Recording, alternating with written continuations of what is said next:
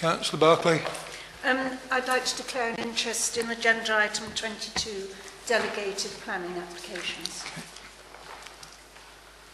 Mr. Chairman, can I declare an interest in item number 10? Because one of the objectors, main objector, is my brother-in-law. Okay. Exec. Thank you, Chairman. I would like to declare an interest in item 19, and I will leave the room for the item. Okay. Are there any more? No. Agenda item 2. To confirm as a correct record the minutes of the meeting of Council of the Isles of Scilly held on the 20th of July 2017.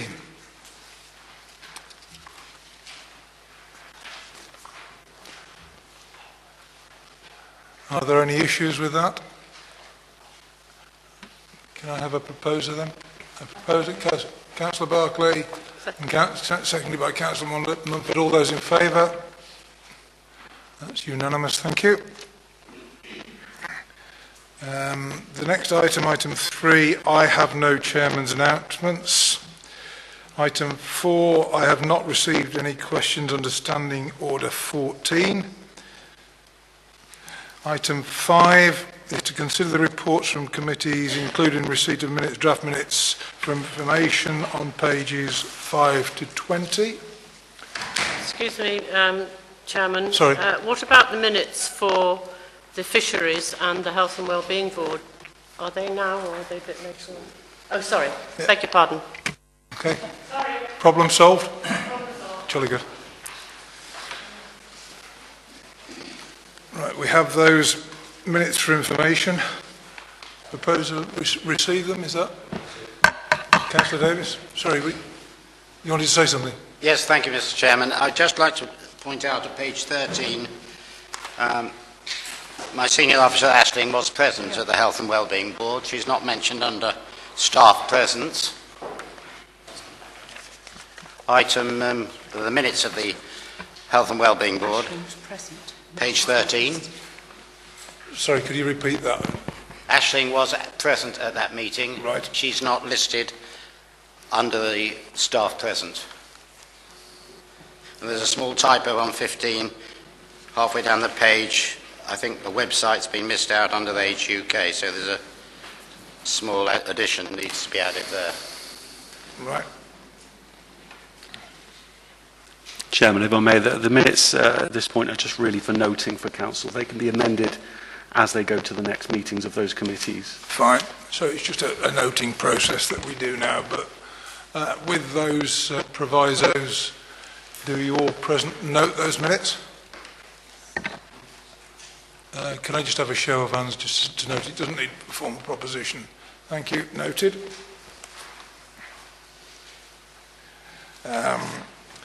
We haven't received any motions in accordance with Standing Order 12. So item 7 is member updates. This is the first of a process. And at this time, I'd like to just hand over to our monitoring officer for a couple of seconds.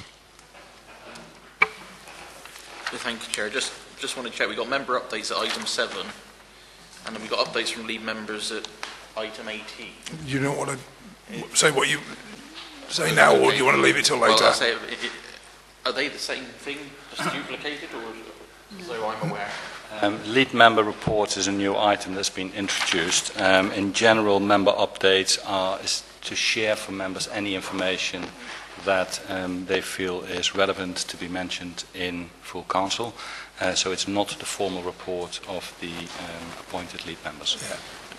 So it's in case any members. Do you want to speak now or later? Yeah, so I'll say it now for me, Chair. So in relation particularly to the lead member updates, new item, we've got a couple that are just pages of text. We've got a couple that are in the committee format.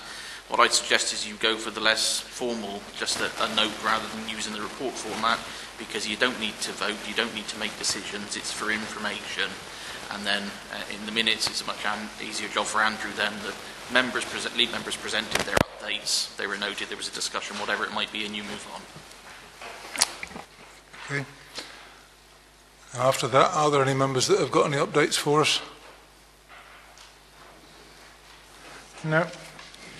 Moving on, agenda item 8, urgent items. I'll pass this one straight along to Mr Brown, our 151 officer. Thank you, Chair. So this report is around undertaking long-term borrowing for the Council. I think we've discussed previously around the cash flow position for the authority. Indeed, it was one of the recommendations raised by the external auditor in the Section 24 letter that they sent as a result of the 15-16 statement of accounts, that we need to look at our cash flow position. And indeed, the report references some of the things that we've done already since January this year in terms of our cash flow position, in particularly on page 2, where we mention around the temporary loan that we undertook from Middlesbrough Council and has since repaid as well. I took from the last council meeting to say that I would bring a report to this council that will lay out the level of borrowing that I expect that we would need to undertake from a long-term position. We've got a cash flow position that is currently sound, so there's no immediate need to borrow to pay for salaries or contracts. That issue has been mitigated. What I was conscious of was that there was historical decisions and indeed decisions that this council have made to commit to capital spend that requires borrowing, and at present, as the report demonstrates, we haven't actually undertaken any borrowing as a council. So just to take you through generally the report itself, we've approved a current Treasury management strategy that gives me delegated authority to undertake borrowing up to the level of 3.5 million. So in effect, I could actually just have undertaken the long-term borrowing because the decisions have been made by council on the expenditure, in particular for the fire appliance, for the early years match funding. Those decisions have been made in separate council meetings. So I could have, under the approvals under the Treasury strategy, already gone out and undertaken that borrowing. However, with regard to the external audit report, current position on the council's finances, I felt a decision of this magnitude for the council, it's quite right that I bring it back to the council so that you're completely transparently aware of the implications and the direction of travel with regards to the borrowing. So what the report lays out is the approvals that have already been undertaken. So I mentioned the 2 decisions that have been made this year already, the 250,000 for the fire and rescue appliance at the airport and the 116,000 match funding for early years capital expenditure, and indeed the approval of the budget and the medium-term financial plan, which outlines 30,000 a year over the next 5 years to be funded from borrowing. It also lays out within the report some historical decisions around previous councils' decisions to fund capital expenditure from borrowing. I won't go into detail there in the report for you.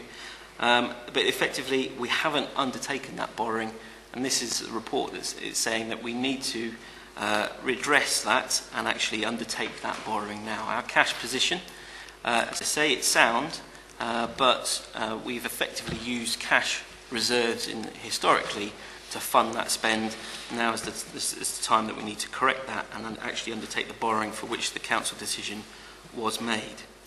On page 3, I will just touch on some of the technical aspects. I mentioned something called capital financing requirement. This is a prudential indicator under the regulatory code for Treasury and capital financing.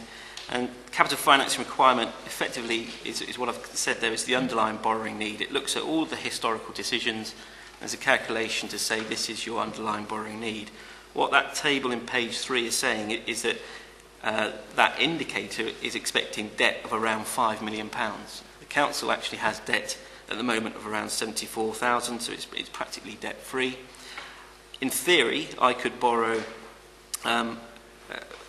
up to the 3.5 million, because that's the limit that this council has set, and that would still show that we were in an under-borrowed position because it's not reflecting the complete historic debt that we have undertaken as a council. what our capital financing requirements, as I say, is saying is that it would expect our debt level to be around 5 million. However, I'm in no rush to go out and borrow, particularly in the current financial position of the authority. And what I've set out in page 4, in the proposed next steps, is the rationale for the level of borrowing that we should be undertaking. I want to also take advantage of the interest rates that are currently available to the authority. They are at very low levels, and the current uncertain economic climate and future trends are expecting to rise. We don't simply know the impact of Brexit that's going to have on interest rates going forward. So I would actually much prefer to secure these low rates now, but I've put in a proposal that says that we borrow, in paragraph 4.6, we borrow 632,000. As I say, it's not prudent to go out and borrow the full 3.5 million, or indeed to change anything to borrow up to the historic need of 5 million, because the revenue costs that come with that. So I've put the proposal in 4.6. Just to finish off in terms of my introduction, the section 5 financial implications, of course, the costs do come with borrowing. So the 632,000, based on the table that's on page 4, the annual cost of interest repayments on that is going to be between 9,700 and 17,800 per annum. Obviously, we're nearly halfway through this financial year. When I actually undertake the borrowing, the costs for this year, I'm not expecting to exceed the budget that we have, which is 10,000. But going forward into next financial year, 18-19, that clearly will need to be reviewed, and the budget for financing debt will need to be increased. Happy to take any questions. Questions? Councillor Guy. Yeah, thank you, Chairman. Apologies, Mr Brown, for not attending your workshop this afternoon. 4.6, you're looking at the borrowing of 632,000 for the fire appliance and the roads. Have you got any more forecasted borrowing for this coming year that you're aware of? So there will potentially be short-term borrowing in terms of managing the cash flow position, similar to what we've done with taking the loan out with Middlesbrough Council. Long-term borrowing, that's what I'm outlining there. So that deals with the decisions that have been made for the fire appliance and the early years match, and also the future requirement of the MTFP. So until Council makes any further decisions to invest, then I would be coming back at that point in time. That covers everything, as I'm aware. Thank you. Just a question from the Chair. The rates on the table of 4.4, are they fixed or variable? They're fixed. Thank you. Councillor Crottick. Thank you, Chairman. Can I refer members to page 4.4, and ask Mr Brown, I see no mention of the already agreed project in respect of exploring the possibility of buying or building accommodation with special respect to Park House staff. I'm very pleased to see you make a note that borrowing now is at an all-time low, and that providing we chose a property carefully, I would imagine there would be no risk to the council whatsoever, as our investment would be protected. So I would actually like to amend the recommendation to reiterate our support for that project.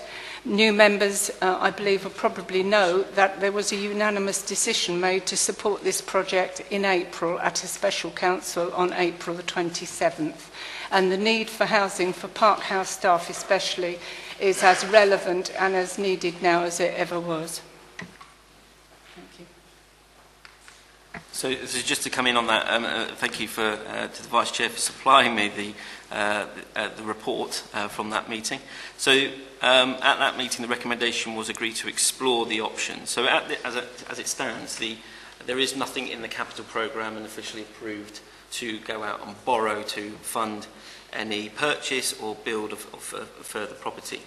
However, I'd endorse the fact that if there's a sound business case for acquiring a property or building property, and that backs up the funding of the purchase and the acquisition, then of course we would then consider that and then add that into the programme, and if needed, borrow to fund that. Thank you.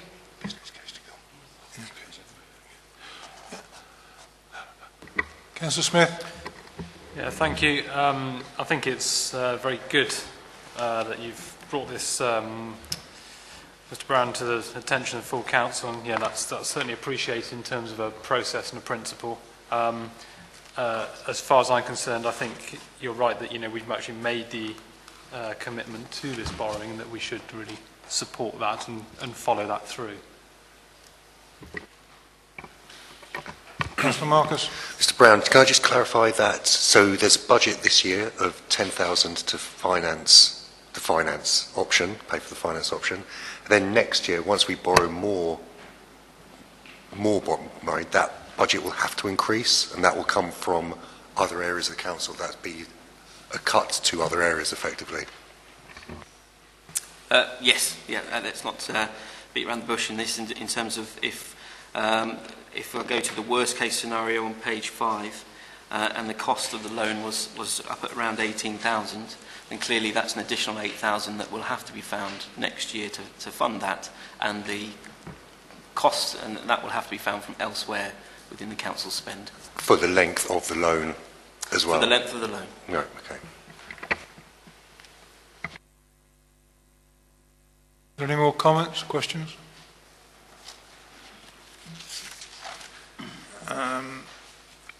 In that case, we need a proposition to approve. Councillor Davis? Second it. Seconded by Councillor Marcus. All those in favour? And that's unanimous. Thank you.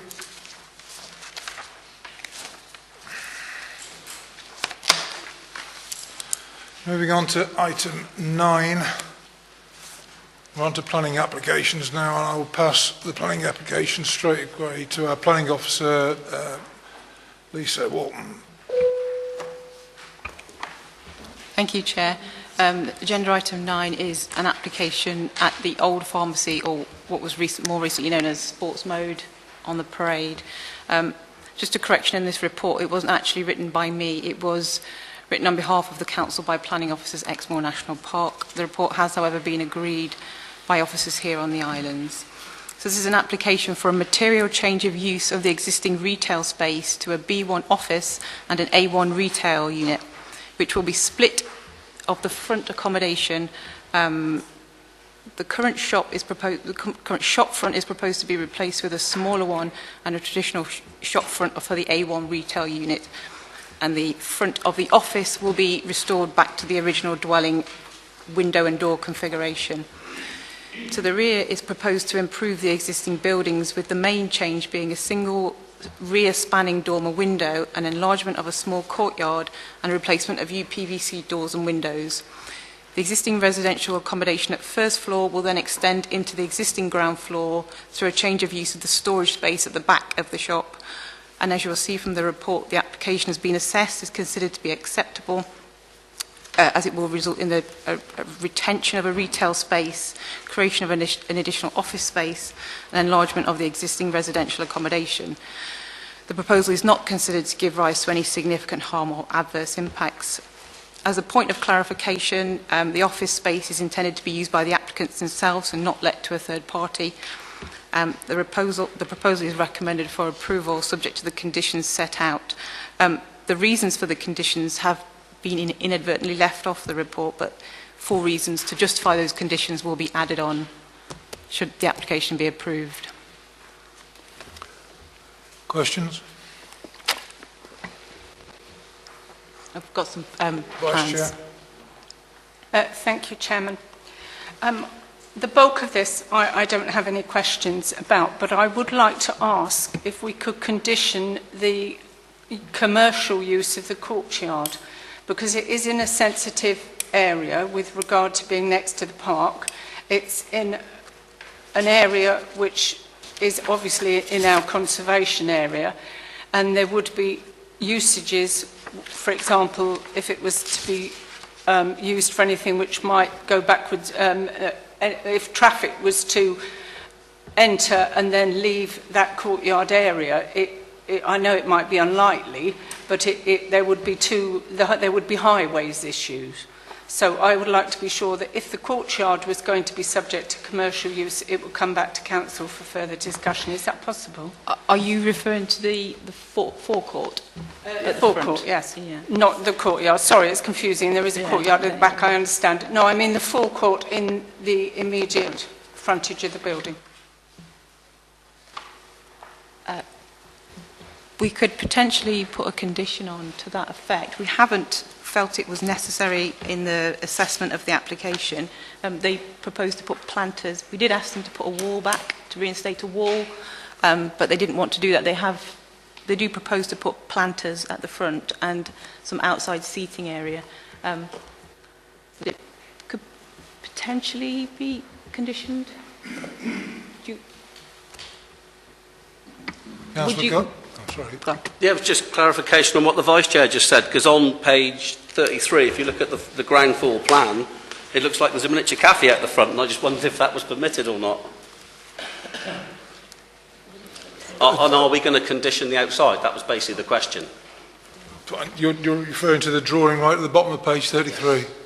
I think that was what Lisa was referring to as outdoor seating as opposed to cafe. I don't... But... Fine, the question is then... If members wish to put a condition on it, it's not used for commercial purposes. But it's a commercial... From what Lisa said, I don't see a problem with it. Councillor Mumford? I wouldn't object to tables and chairs if that's what they were going to use as a cafe, but I wouldn't like it to be used as parking space. Precisely, yeah. So can we put a condition on that there is no cars parked in the forecourt? Which could happen. Lisa? Yeah. I mean, I'm just trying to think through the implications of that condition, whether or not it would meet the tests of planning conditions. Can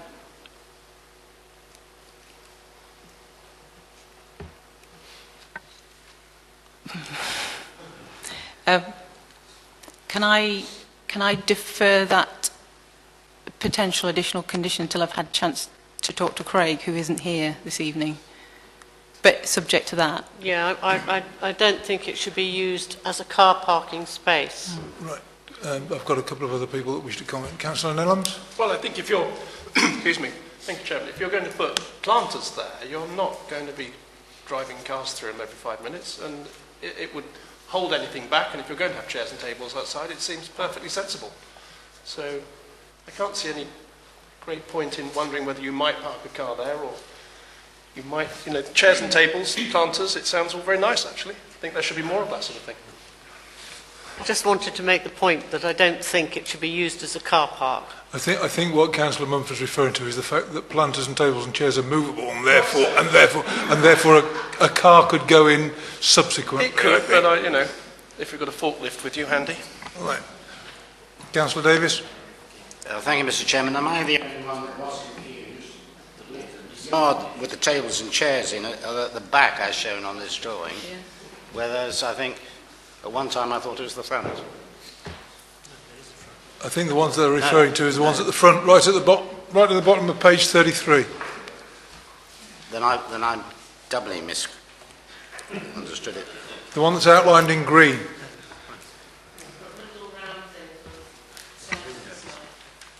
Yeah. Okay, so I am wrong. Well, that's what I thought it was to start with. It's the other way around. One second, we got... Yeah.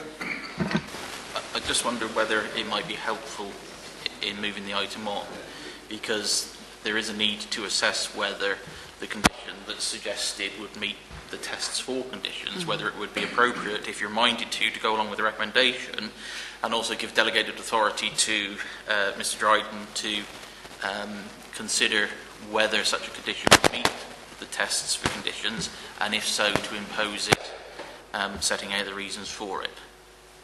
That gives the planning officer an opportunity to consider the tests to make sure it's a lawful condition, and then if it's a lawful condition and it's considered appropriate to impose it, then it could be done.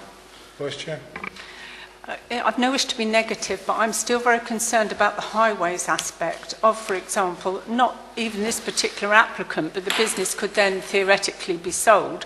I don't think it would be appropriate for a business, for example, for argument's sake, possibly a vehicle hire business where traffic was coming backwards and forwards with two access points going out onto the road, neither of which give very good vision, and therefore I think there would be highways implications. But I'm quite happy to follow the Monitoring Officer's recommendation that this be under the careful analysis of Mr Dryden, as long as it is accepted that that is something that we need to take note of, that's all.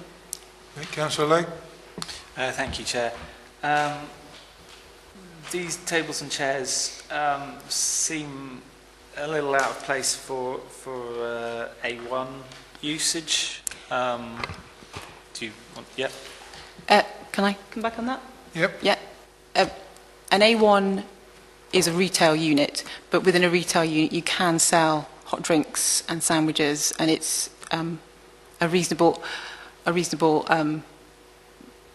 proposal to have tables and chairs if you're selling. Okay, my understanding was they would be for consumption off premises if it was A1. I'd defer to you, they say.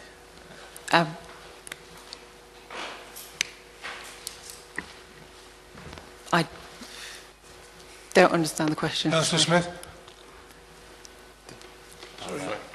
I just want to refer to, on page 24, 3.3, which was the applicant's letter summarising one point about excluding the commercial extraction units in connection with the selling and preparation of food. Could you just comment on that aspect? So if they were to install extraction units, that would need permission, and they've not applied for that specifically. So they couldn't just put extraction units in at the moment. Under this, if this is granted, they couldn't install extraction units if that's what they need. They would have to come back.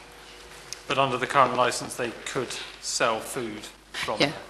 Okay. Without an extraction unit, you can't prepare. You can't put it. It's not an A3 cafe where they can prepare and cook food. It is literally they can sell sandwiches and food that's been made elsewhere. Sorry, just to confirm, that would be food for consumption off the premises, though, and not on the premises. I think that might be a licensing question. It's not certainly not. It doesn't come into the planning consideration. The red line includes that forecourt area. Part of their planning permission includes putting tables and chairs there as part of that proposal. Yeah, no, it's just on the planning portal of the government. It says sandwich bars would be an acceptable use of A1. Yeah. However, A3, it specifically states that the sale of food and drink for consumption on the premises. So yes, you could sell sandwiches, like you say. It's unclear.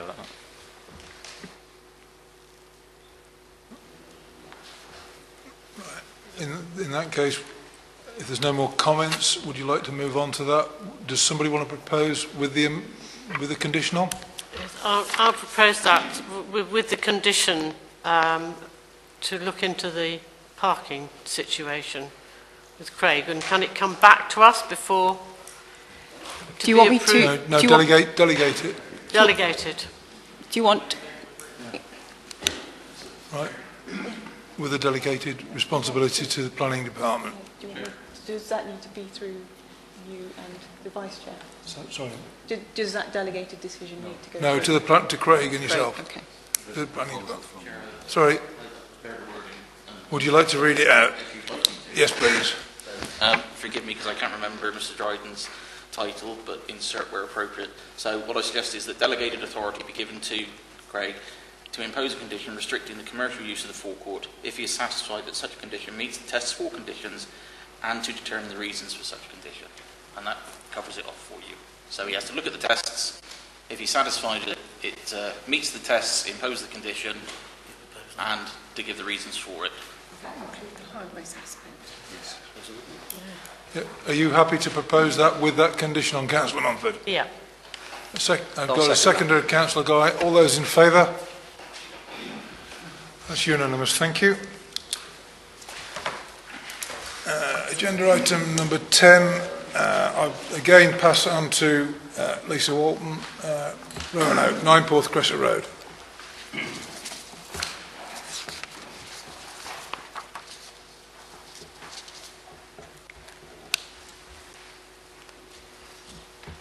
Thank you, Chair. Just a correction of this report again was written on behalf of the Council by planning officers at Exmoor National Park. The report has, however, been agreed with officers here on the islands. Also, as an update, the amended plans that came in require a 14-day reconsultation with the neighbouring properties. This consultation period ended on the 10th of August and, as a result, resulted in a further 13 letters of representation, 3 in support of the proposal and 10 objections. Those have been circulated to you. I don't know if you've had... Do you want me to read them? Do you want me to just read the summary of the representations? Yeah? Yeah. Okay. 3 letters have been received from the public noting their support for the amended proposal. 1 letter states that as the surrounding houses in the area have been extended or altered, it is unfair to deny the opportunity to a local family. And the other letters consider that the applicants have made significant changes to the original scheme to meet the planning requirements. The additional 10 representations received all raised concerns with the amended proposal, which has been summarised below. So, loss of sunlight and daylight to the neighbouring properties. Proposed pitched roof of the extension projects out higher than the previous scheme, causing more overshadowing to neighbouring properties. The proposed extension is not considered to be subservient. The loss of outdoor amenity space for Roanoke by the proposed extension, the overdevelopment of the site, the overbearing impact on neighbouring properties. There have been no assessments submitted identifying the impact of the proposal on the list of buildings in the area. The proposal would cause an increase in overlooking of neighbouring properties. There will be a loss of outlook for neighbouring properties and loss of garden area in a conservation area.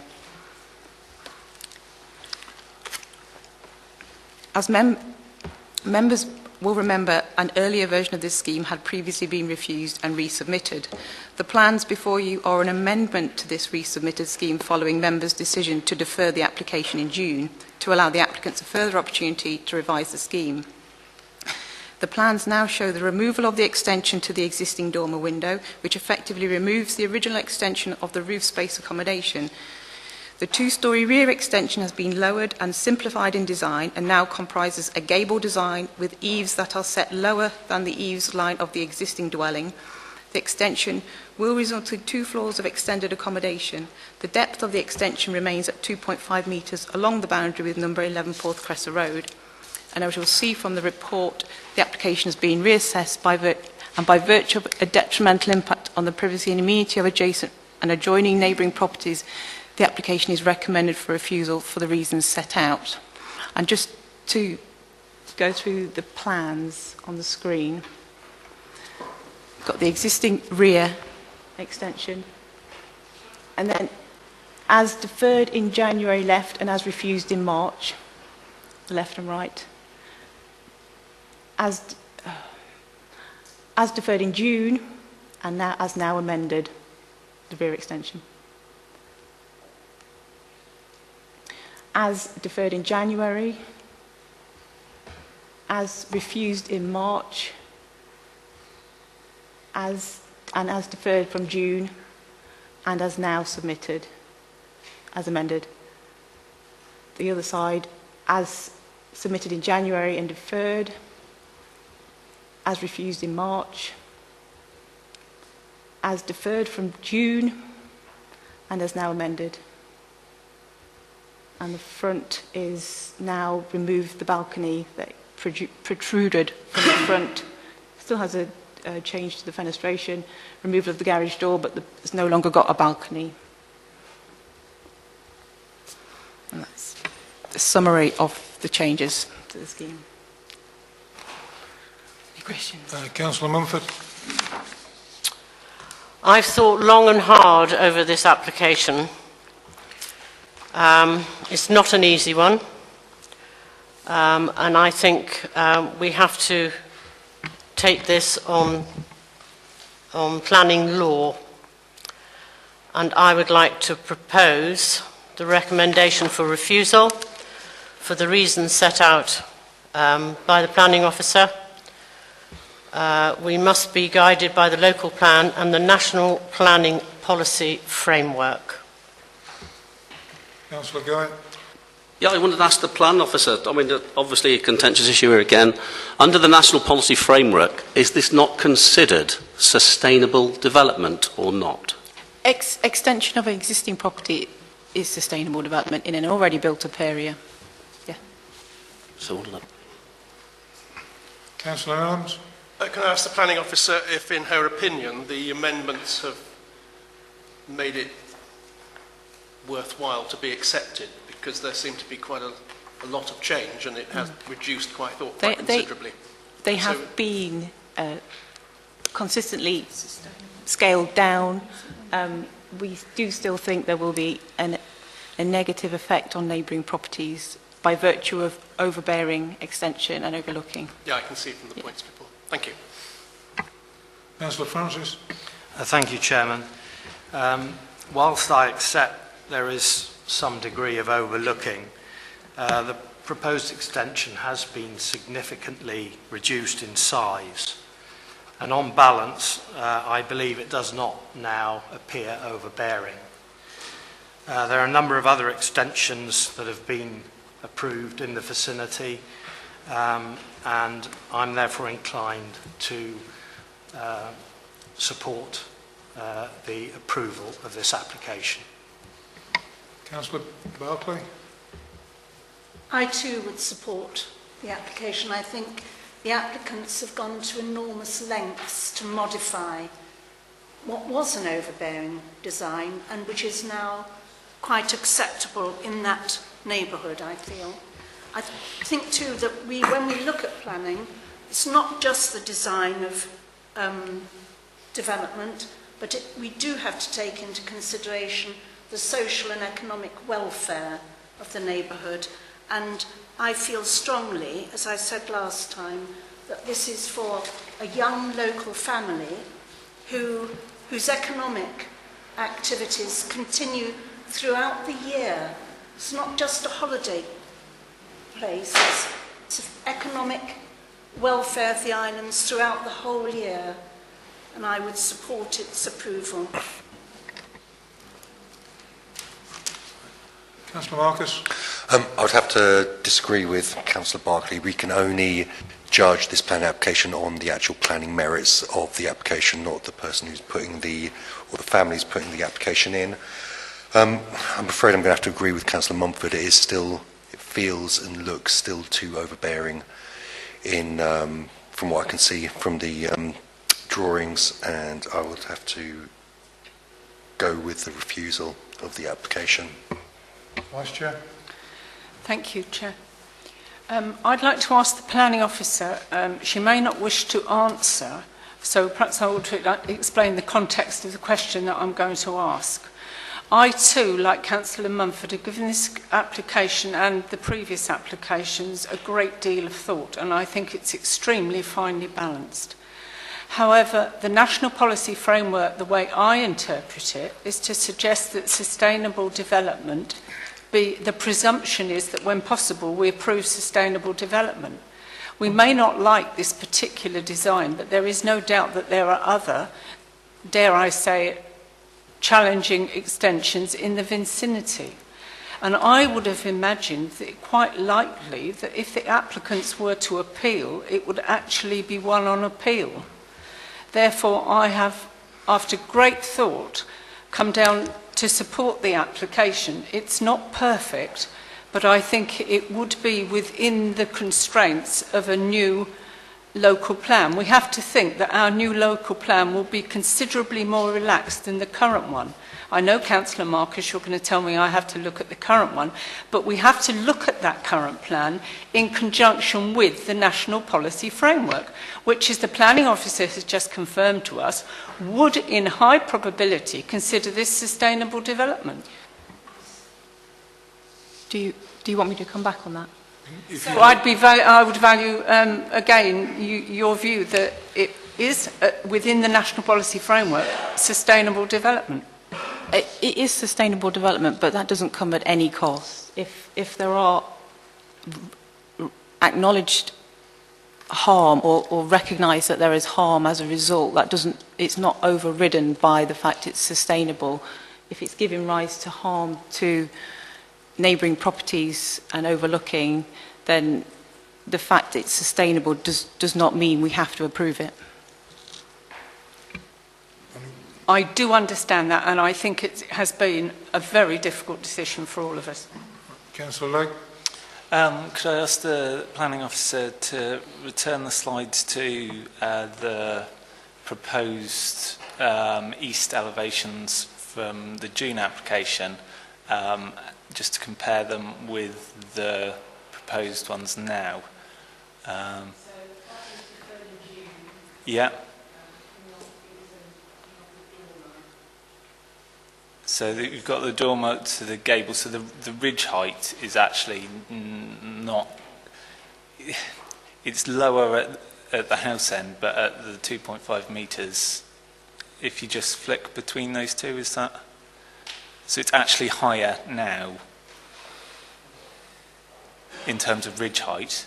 I think ultimately, as you mentioned, the damage done to surrounding properties, i.e. the light to next door, I'm not sure whether the new design is going to give more light or less light, especially to the downstairs flat, which is adjacent. It's obviously a matter of opinion. What we can't tell from the block plan is that there is an extension already next door, which takes a lot of light away from that downstairs flat.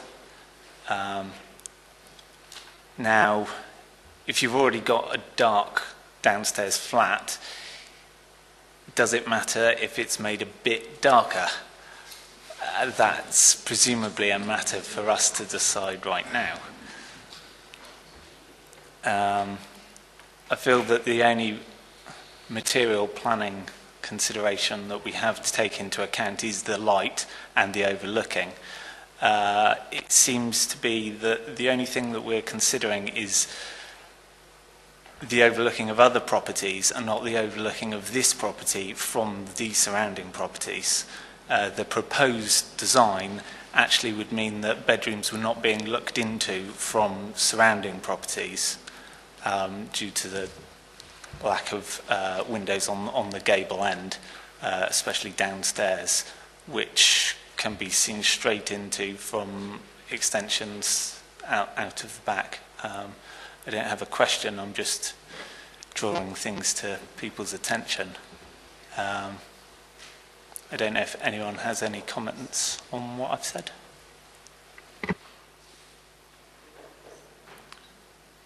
Councillor Sims?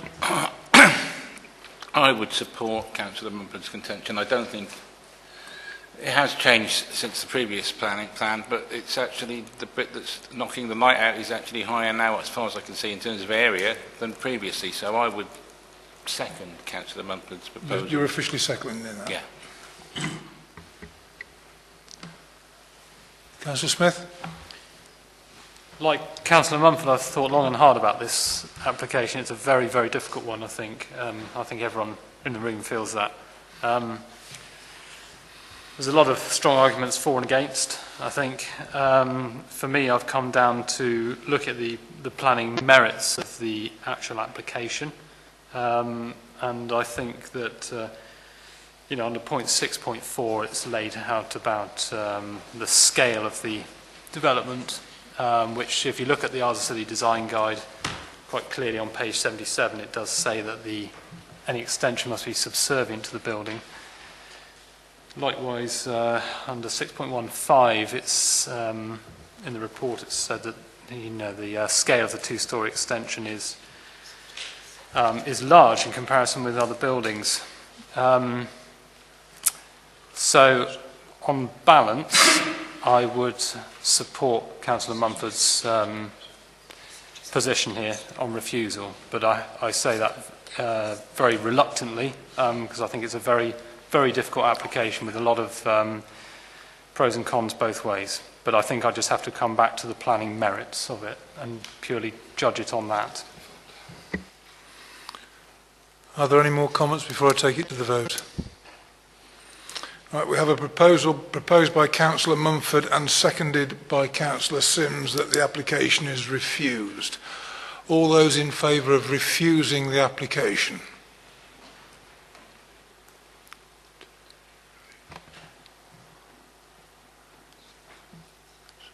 Six?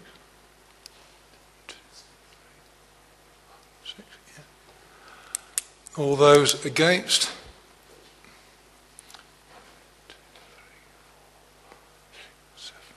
Eight.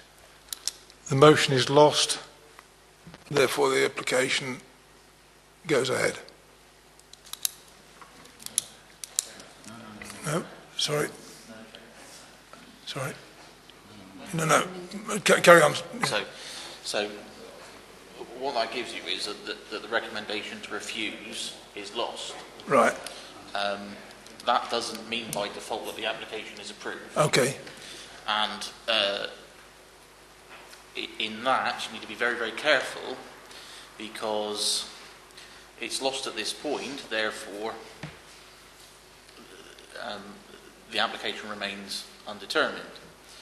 If you're minded to approve the application, right, you need to say why in planning terms, in planning policy terms, it's to be approved, and you also need to give thought to the conditions that will be imposed, because it's simply not appropriate to say the application is approved, because you then have an application approved without conditions. Fine.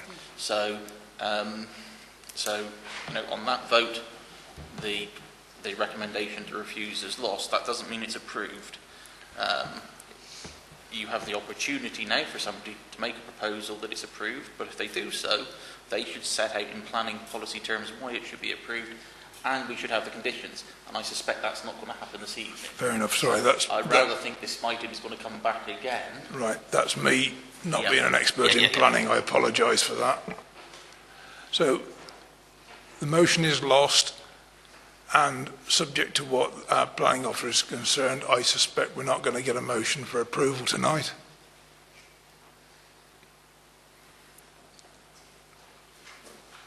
Okay, so we'll move on.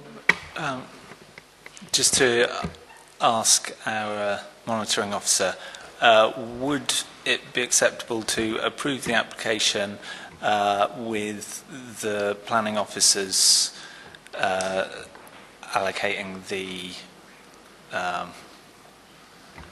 conditions?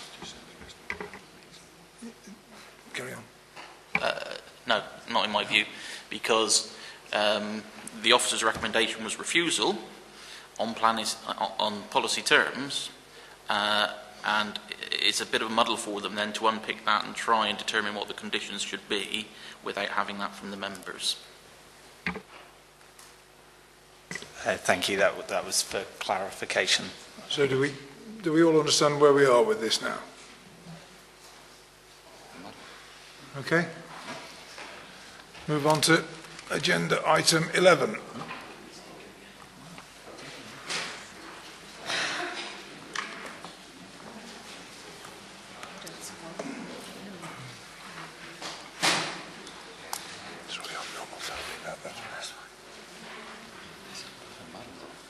Yeah, I agree with you. It's a bloody mess.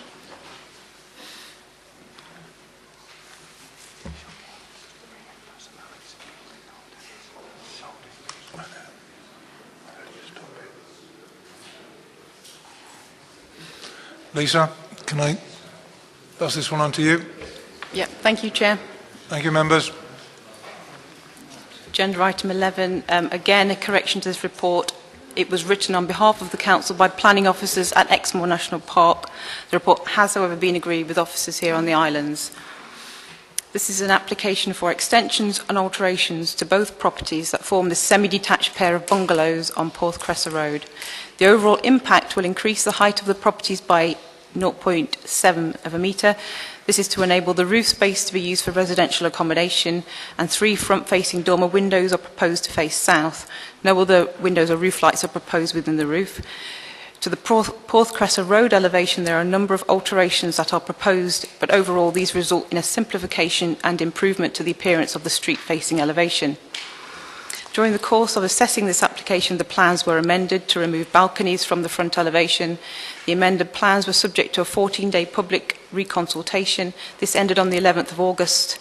Following this, one letter of representation was submitted, which was in support of the proposal, providing that the amendments did not result in any increase in height to the proposal when compared to the scheme as originally submitted, which it doesn't. As you will see from the report, the application has been assessed and is considered to be acceptable. That is not considered to give rise to any significant harm or adverse impacts. The proposal is recommended for approval subject to the conditions set out at the end of the report. Comments? Councillor Guy. Thank you, Chair. Look at the recommendation, an increase in height of 70 centimetres or 2.5 feet, if you want to put it that way. I'd like to propose a recommendation and we accept it. I second that. Councillor Marcus seconded. Any other comments? All those in favour? Approved. Agenda item 12.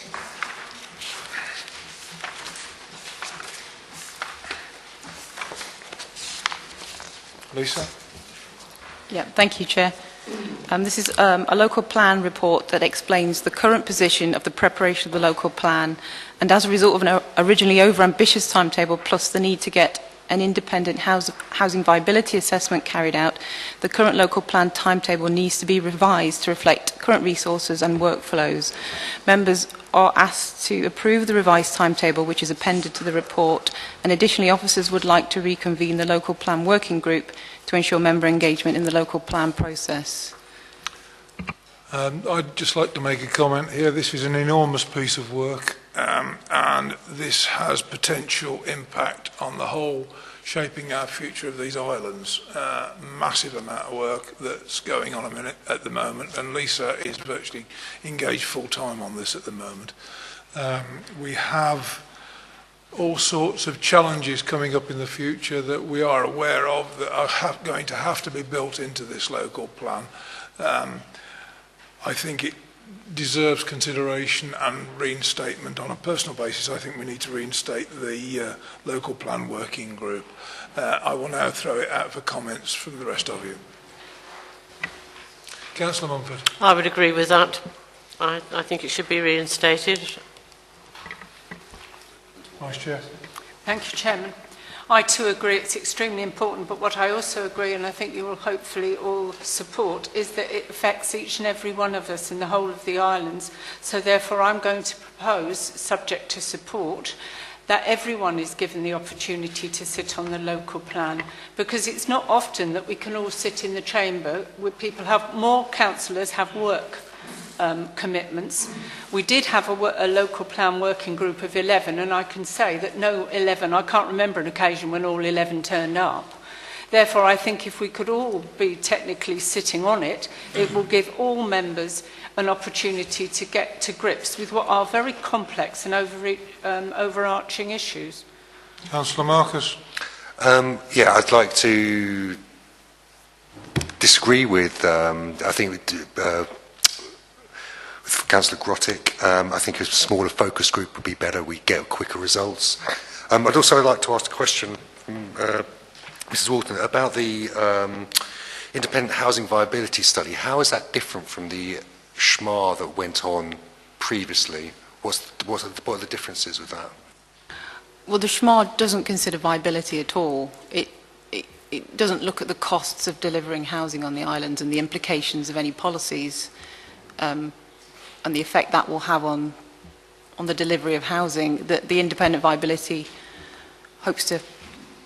we hope will provide us with a sound evidence base that the policies are fit for purpose and won't create future problems. In the current local plan, we've got housing allocations that have never come forward, but there's never any consideration as to whether or not it was viable to put homes up there and the costs associated with that.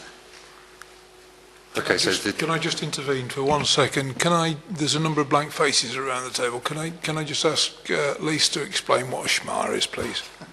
SHMAR was a report, a piece of work we had done last year, which is the Strategic Housing Market Assessment, which looks at it did a housing survey to identify what the housing needs are for the islands, and the sort of a look at the demographics, population changes, and made some predictions about population increase, decrease, changes in age profile, looks at waiting lists for housing, house sizes, under occupation, over occupation, made recommendations to the types, sizes and tenures of homes we need to be providing. So this viability study would test the local plan's impact on delivering those houses? No? Yeah. Yeah? No? Yeah. Sort of. It is to look at the cost of delivering homes, yeah, as to whether or not it's viable. Councillor Francis. Thank you, Chairman. I do appreciate the need for us to be very careful with this, and all Lisa's work towards us already, and what she's got to do ahead of her. But I do regret the timetable slippage, and I do think we have to do our very best to not to slip any further, and to if we're going to recommend this new timetable, that we make every effort to achieve that. And I would also support Councillor Grottick's proposal that the full council actually deals with the local plan, because, as she's pointed out, not everybody can attend, so we're not going to have everybody here. I don't think we normally would have to argue about terribly much. I may be a bit simple thinking that, but I do actually believe that we ought to have input from as many councillors as possible on the plan. Thank you. Councillor Williams. Yes, Chairman, I'm going to echo Councillor Grottick and Councillor Francis. I think the local plan is so significant that the wider the representation, the better. I'm also just mindful we had a Health and Wellbeing Board meeting recently where our Director of Public Health is working on the public health implications of housing. And hopefully that will be brought to our next meeting later this year, early next year, and that can then also be fed back into discussions. Councillor Guy. Yeah, thank you, Chair. I'd just like to reiterate Councillor Grottick, Francis and Joel there. Very important piece of work. It's not just going to affect us as councillors, it's going to affect the whole island, and I do feel every elected member should be involved and not kept, fully involved. Councillor Bennett. Thank you, Chairman. Sorry, Barclay. That's all right. Freudian slip, my apologies. I would support Councillor Grottick's proposal, because we have to remember we are 5 islands, not just one, and also the remit of the local plan surely goes beyond that just simply of housing and design. It involves access, the AOMB, and so on and so forth. So it's a very wide covering piece of work, and many of us have different strong interests in different areas and can bring that level of, I don't say expertise, but of enthusiasm to the local plan.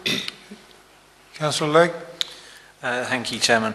I recognise Councillor Marcus's concerns that a small working group would be more agile, and thus a large working group would perhaps delay things, but I would be inclined to agree with Councillors Grottick and etc. That it's too big a issue and item that we should all be involved with it. Councillor Watts. Yeah, thank you, Chairman. Can I also agree with the Vice Chairman and et al., and also point out that the 3 main areas of the local plan, not necessarily just planning, there's economic, social and environmental aspects as well. So there is no reason why all 16 can't be split up into 3 areas at various times to look at one particular aspect. Councillor Smith. Again, agree with what's said about the importance of the document, and just a couple of questions under 2.5. What was the size of the group before? 11. 11, okay. And the other one under 3.1 said about the importance to employ a programme officer. what would the length of time be for this, and what would the costs be involved?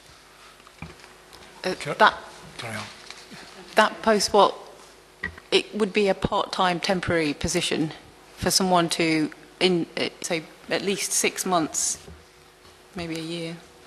And is that included in the 550,000 cost? No.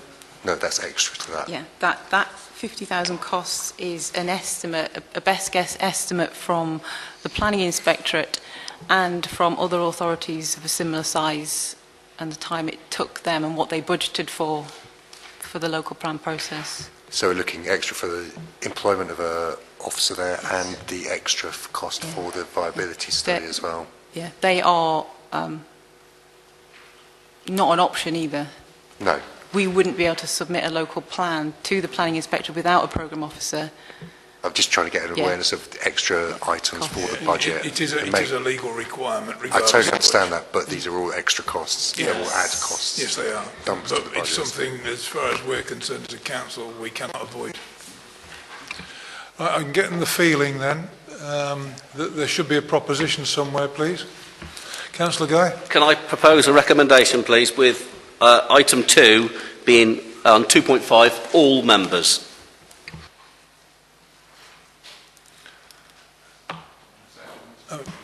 Second. Councillor Francis, second. All those in favour? Against? Abstentions? One abstention.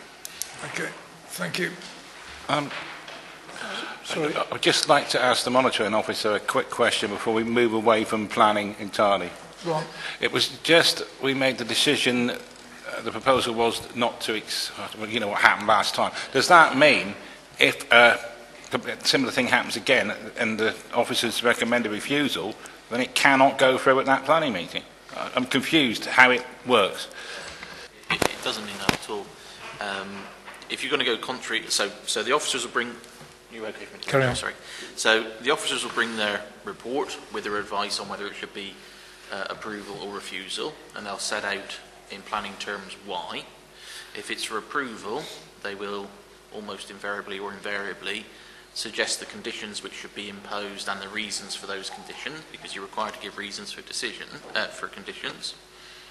If you're minded to go against officer recommendation, and so approve an application that is recommended for refusal, you should come to the meeting prepared with why you're proposing it should be approved in planning policy terms, and with the conditions you propose should be attached to the permission and the reasons for those conditions. So it can happen, but if you go against a recommendation to refuse and say we'll approve the application and it's done at the meeting, then it's approved without conditions, and that probably, I guess, on the islands is never going to be appropriate. Well, thank you. That makes it absolutely clear, but it certainly wasn't clear to me before that. Thank you. Okay, thank you.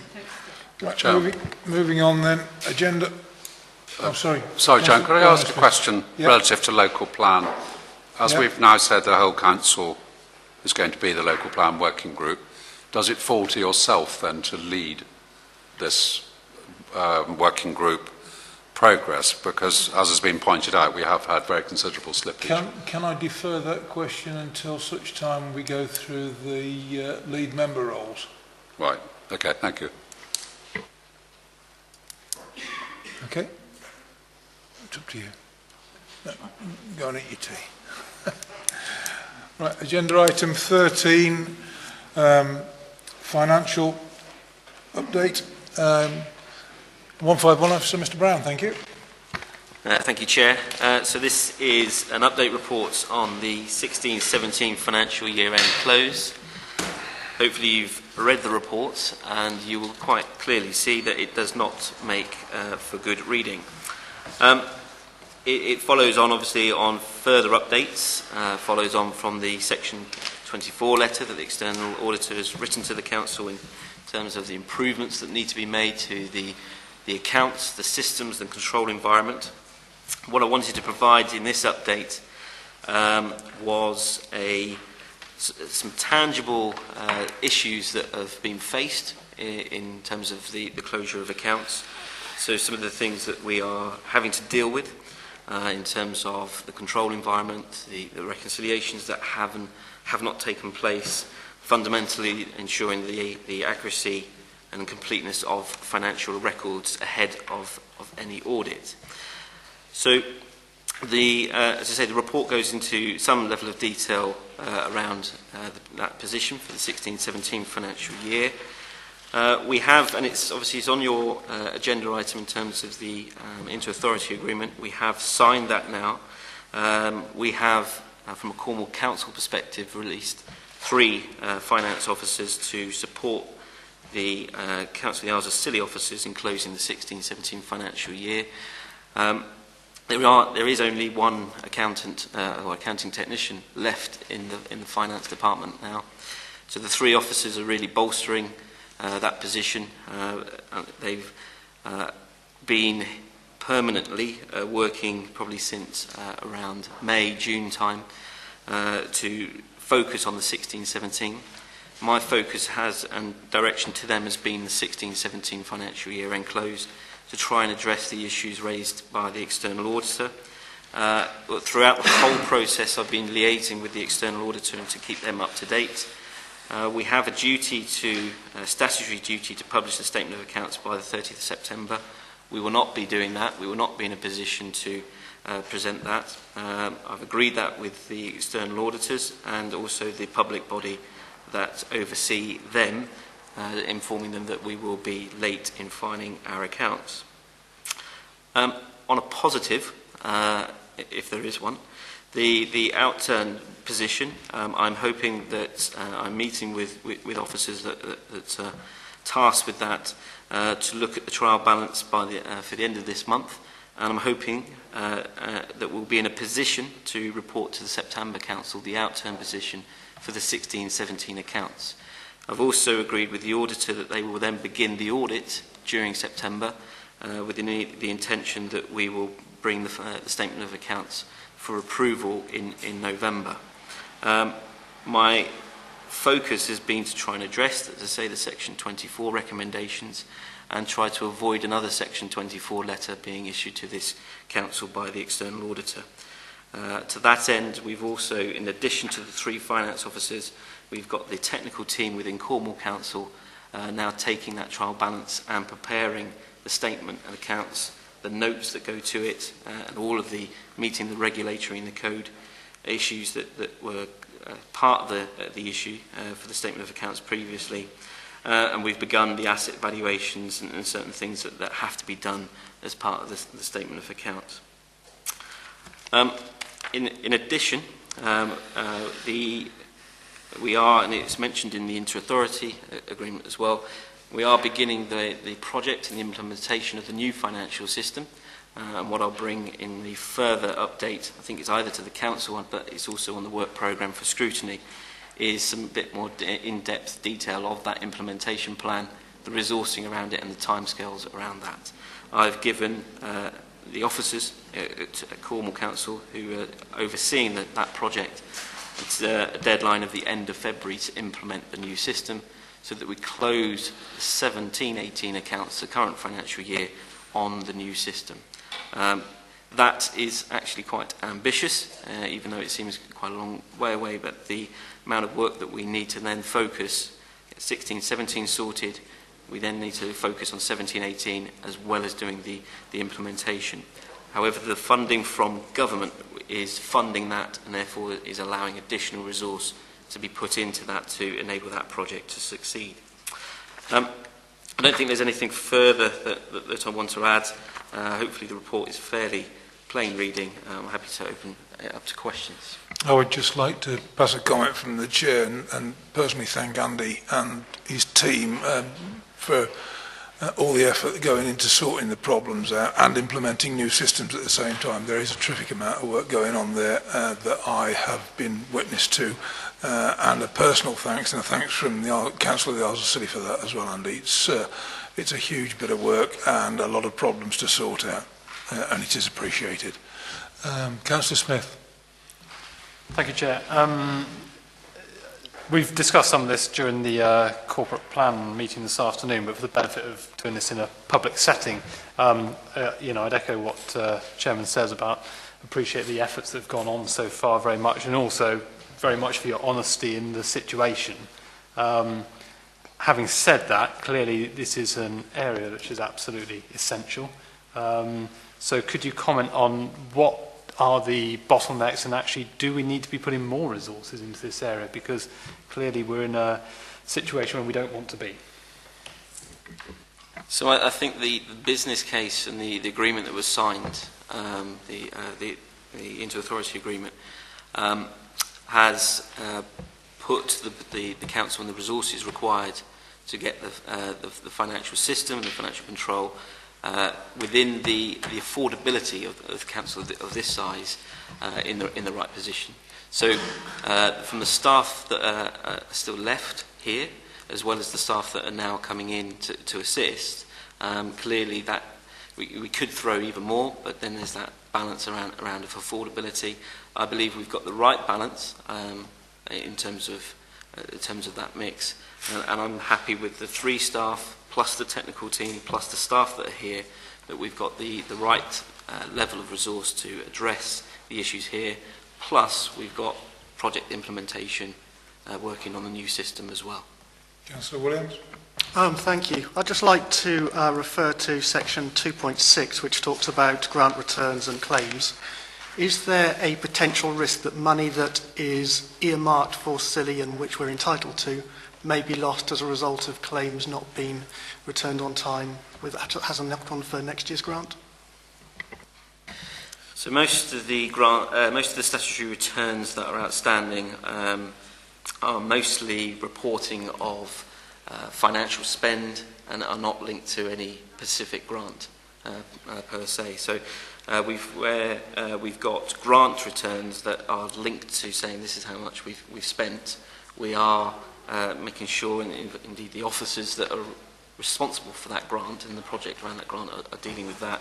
The returns that you see in terms of the whole of government accounts, revenue outturn, those are purely reporting back to government on the spending of the Council of the Isles of Scilly, and there's no financial detriment or consequence as a result of those grant returns being delayed. Doesn't help our reputational with central government, but clearly they are aware of our position, but we still need to keep them up to speed in terms of where we are and giving them an indication of when we'll be in a position to make those returns. Councillor Marcus. In 3.1, talks about bringing monthly financial controls up to date. When do you think we will be able to, and maybe officers will, to have monthly updates on the spend? And I'm just aware that we are agreeing borrowing and capital programs, and it's still very woolly, the numbers that we're dealing with. So in an ideal world, with the control systems in place and everything, then monthly updates would be the norm. In fact, I'd probably suggest that it would move to quarterly reporting of the finances. I hope, but I won't be committed as yet, to bring some figures to the September Council report. I think it's getting to the halfway stage of the 17-18 financial year.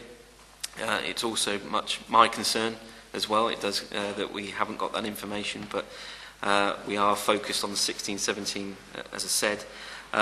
So I would like to bring something to the September Council, but I won't let that come at a detriment to the 16-17 accounts.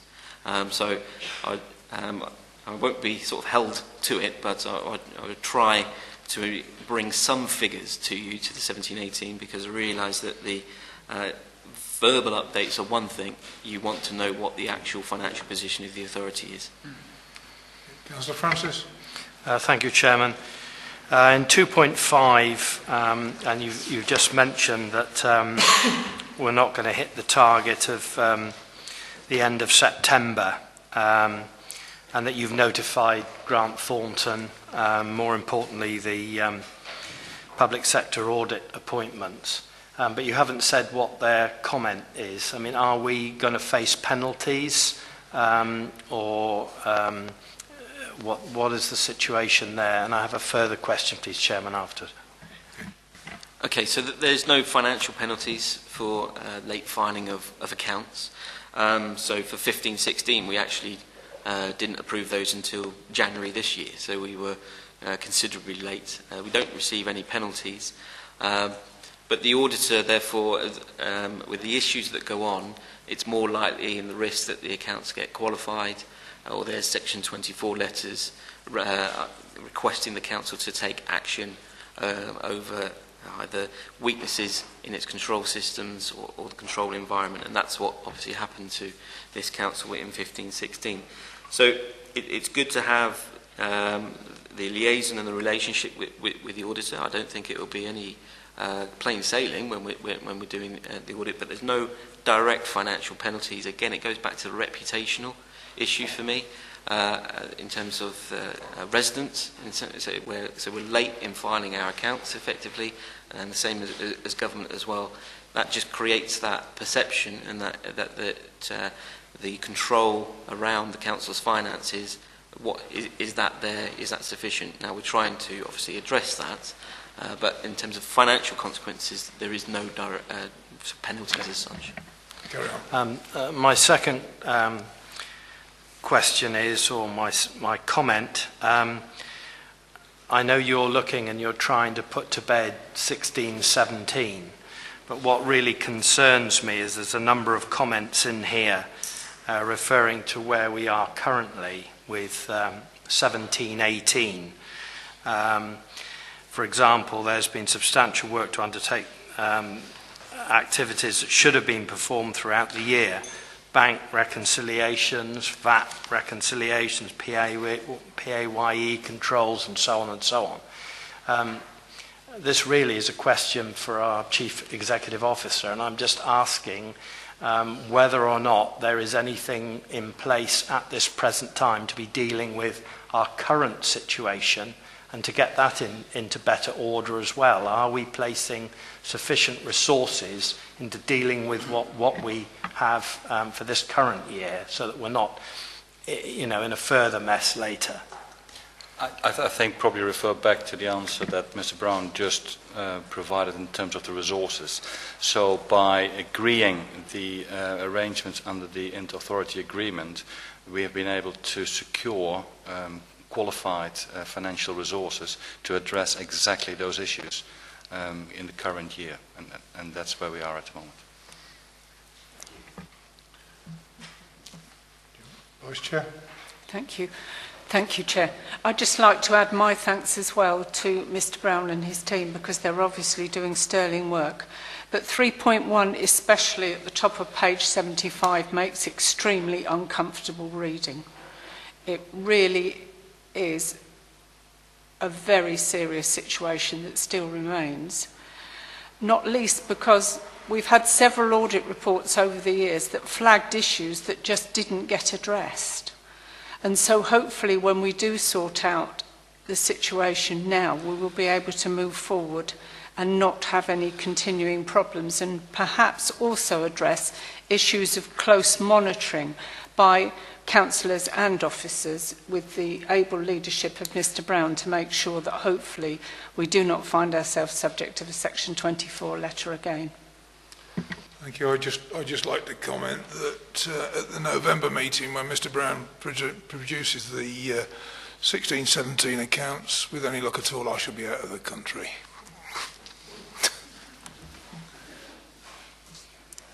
Right. Are there any more comments? Right. I think we need a proposal that we note the position. Can I have a proposition, please? Councillor Guy. Seconded by Councillor Legg. All those in favour? Has been noted. Thank you. Item 14, Chief Exec, please. Thank you, Chairman. I take the report as read. The report sets out a leadership board that has been created with partners in the Cornwall and Isles of Scilly area. The newly proposed leadership board, or established leadership board, replaces two current boards that were in place in the past, and therefore it brings together the majority of public partners for discussions and providing leadership. So the recommendation is that the members note that this leadership board for Cornwall and the Isles of Scilly has been established, and importantly to endorse the chairman of council as its representative. The second recommendation is to endorse the membership that has been proposed by the leadership board and the terms of reference. Any questions? Vice Chair. Thank you, Chairman. I've discussed this board and with you at length and totally support you joining this board. However, it's very Cornwall orientated, and I hope that should you not be able to attend, myself or another colleague will be able to attend in your stead. I'm assured that that is possible. Yes. But I would like to say, with regard to a recommendation 2, I would prefer that members note the proposed membership in terms of reference, because personally I'm a little bit loath to endorse something that I actually haven't had any party to. There's been no democratic input. I'm not suggesting that there could be. I mean, sometimes we have to take decisions that support decisions that have been made by somebody else. But on this particular occasion, because it is a board which is primarily Cornwall orientated, albeit with our presence, I think it would be more appropriate if we note the proposed membership in terms of reference, and I would be grateful for your views. Councillor Marcus. I wasn't going to come back. I was just going to ask a question about the terms of reference and the group as a whole. Sometimes the Isles of Scilly and Cornwall fight for funding. They go for the same funding pots, and there's competition for that funding. What happens? This kind of proposes or presumes that we're all working for the same solutions. Sometimes we will be opposing each other for those same solutions. What happens in that situation? What are the safeguards around that? I think we need to be careful what the function of this board is, because it's very much at a strategic level. This board does not allocate or approve, if you like, funding for projects, because the board doesn't have any funding available. I'm aware of that, but there's still be some strategic aims, maybe for the Isles of Scilly that don't sit well with Cornwall, or, you know, what I'm saying is there might be tensions between the two organisations, and how this seems a bit too close-knit. I don't know, I'm just airing opinions, so... I'm not sure if I understand the question, because it is a leadership board of all the kind of core public bodies operating in our area, which includes Cornwall and the Isles of Scilly. So therefore, the membership comprises the local enterprise partnership, the local nature partnership, and all those bodies that operate for the benefit of Cornwall and the Isles of Scilly, because we are one area. If there are strategic differences, I think the board will be mature enough to recognize those strategic differences and provide the safeguards, if you like, to deal with that. That's what I'm asking. Councillor Guy. Yeah, thank you, Chairman. Just going back to the recommendation, I'm fully supportive of you being the representative on that board, but I would like it put in the recommendation that if you're unable to attend, the Vice Chair does. So we have a representative. I would like to second that, Mr. Chairman. Okay. That's formalisation of it, certainly. Right. Any more comments? Yes, Chairman. Sorry, I can't see your light. My apologies. I was going to go further than Councillor Guy and Councillor Grottick. The Deputy Leader of Cornwall Council is a recognised member of this group. I propose that the Vice Chairman of our council, the equivalent to the Deputy Leader, enjoys a similar position. Councillor Davis. I would support that strongly. I'm concerned about this whole matter because it strikes me that okay, if we have 12, there's 12 in this board. We've got one at the moment. We're heavily outnumbered, and we're dealing with strategic aspirations, whatever that means. It's all very well to say it will take a mature attitude to this, but we have no guarantee if we're outvoted 6-1. And if you read the logic about this, It says at a national level, Cornwall is perceived more strongly when organisations speak as one, but we're not Cornwall, are we? And it says we work together towards the needs of Cornwall as a whole. Well, we're not part of Cornwall as a whole, and I'm worried that we're going to lose out in the governance of this. It's all very well to say budgets, but budgets aren't the only thing. Having said that, I strongly accept that we must collaborate, and we need to collaborate more, but that doesn't mean becoming a combined authority, whatever that means and whatever the government means by combined authorities. So I just like to flag up my concerns and say I'd strongly support more representation on this leadership board that could have very far-ranging and important implications for our electorate. Can I respond to that? Yeah. And can I remind members that it's not as stark as just suggested by Councillor Davis. Let's not forget the majority of members on this board operate on behalf of the Isles of Scilly as well. I refer to the Devon and Cornwall Police and Crime Commissioner, the Member of Parliament, the Association of Local Councillors, the Cornwall and Isles of Scilly Local Enterprise Partnership, Local Nature Partnership, and definitely the Cornwall Clinical Commissioning Group and the Chamber of Commerce. Those chairmen or those chairs are representing the Isles of Scilly too, not just Cornwall. Councillor Lake. In the terms of reference, item number 11 is to provide direction on the future governance of Cornwall and the Isles of Scilly to support strategic aspirations, as you mentioned, as Councillor Davis mentions. The wording of that seems to suggest that this board can provide direction on our governance. Could you clarify that? Can I comment on that?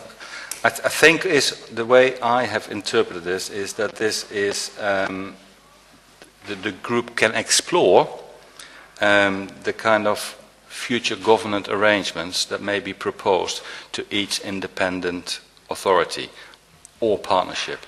Because let's not forget, this leadership board does not have any powers, legal powers as such, to drive decision-making for independent organizations.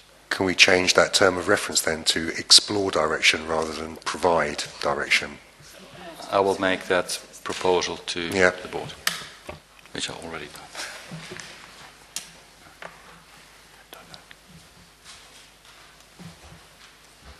Councillor Smith, sorry.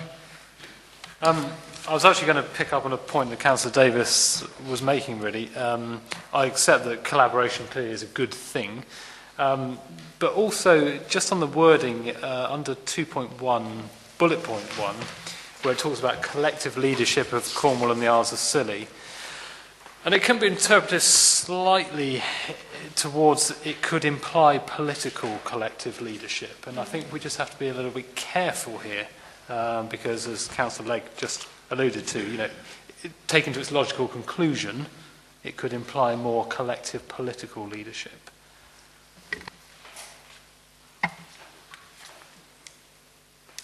Sorry, Councillor Barclay. I would strongly endorse that viewpoint. I think there's several references in this paper to collective voice and the government. And in fact, the Isles of Scilly has always been the neighbour of the bigger partner, Cornwall, and we need to maintain our sort of level of fierce independence and individuality for Scilly while working with partners, of course. And it's only Cornwall Council that doesn't have the Isles of Scilly attached to its title among the group. So I do think that our representatives will have to be constantly aware that the Isles of Scilly is a separate entity, although we are, of course, sensible and will work with partners when it's to our advantage. Just to reassure members, my understanding and I will take that understanding to this board, is that I, at all costs, will preserve our independence. I will not surrender that independence. Thank you. Thank you for that assurance. Yes, this report, I won't take any more time enumerating, but it is peppered with references to just Cornwall, not Cornwall and the Isles of Scilly. It also constantly seems to suggest shared management arrangements with which we are perfectly comfortable, providing they don't impact on our ability to make decisions about our service delivery for ourselves. And I'm a little bit worried by 2.6. The proposed terms of reference have been developed in consultation with reference to examples from existing combined authority boards. Well, I'd like to ask why that is relevant. We're not going down that route at the moment, neither do I think it's appropriate, but that's another matter for further discussion. 2.3, this model is recommended over the other alternatives considered. Well, may one ask what those other alternatives were? Or is that again a discussion for another day? Can I quickly answer, particularly the latter one, is as the report sets out, there is a recognition that joining forces and by creating a stronger voice will enable areas or regions to have better outcomes in working with government and other partners. So through the work of there's reference in here, the Devolution Monitoring Board and the Public Sector Board that has existed for the last 2 years, a number of models were looked at. That was then also supported by what is called the GREC report, which I referred to in the report. And that came with a model which is being developed and is on the table at the moment. Thank you, Tao, but I have read that report, and again, it is very Cornwall orientated, quite naturally, because it was commissioned. It was commissioned by Cornwall, yeah. Of course it was. Yes, that, may I respectfully suggest, is my whole point. Yeah. Councillor Davis. Thank you, Mr. Chairman. I'd just like to point out that at 2.8, it suggests that the scrutiny committee may wish to review the future meeting, the leadership board. I would like to see that word changed from may to must. And to go further on my point about collaboration and combination, 3.7, the model proposed, it says, while the leadership board has no recognition in law, the model proposed has the benefit of reflecting consistencies with the combined authority approach, which may provide additional confidence to government. We're not here to try and get the government to be confident in what we do. We're here to represent our electorate. And I don't think that the electorate in the Isles of Scilly wants to see us combined with Cornwall, and I'm very worried that this might be the thin end of the wedge. Thank you. Any other comments? Councillor Smith? Just ask about the reporting from this group and whether reports can come through full council. There's absolutely no reason why I wouldn't. And I will bring reports to full council on that one, certainly.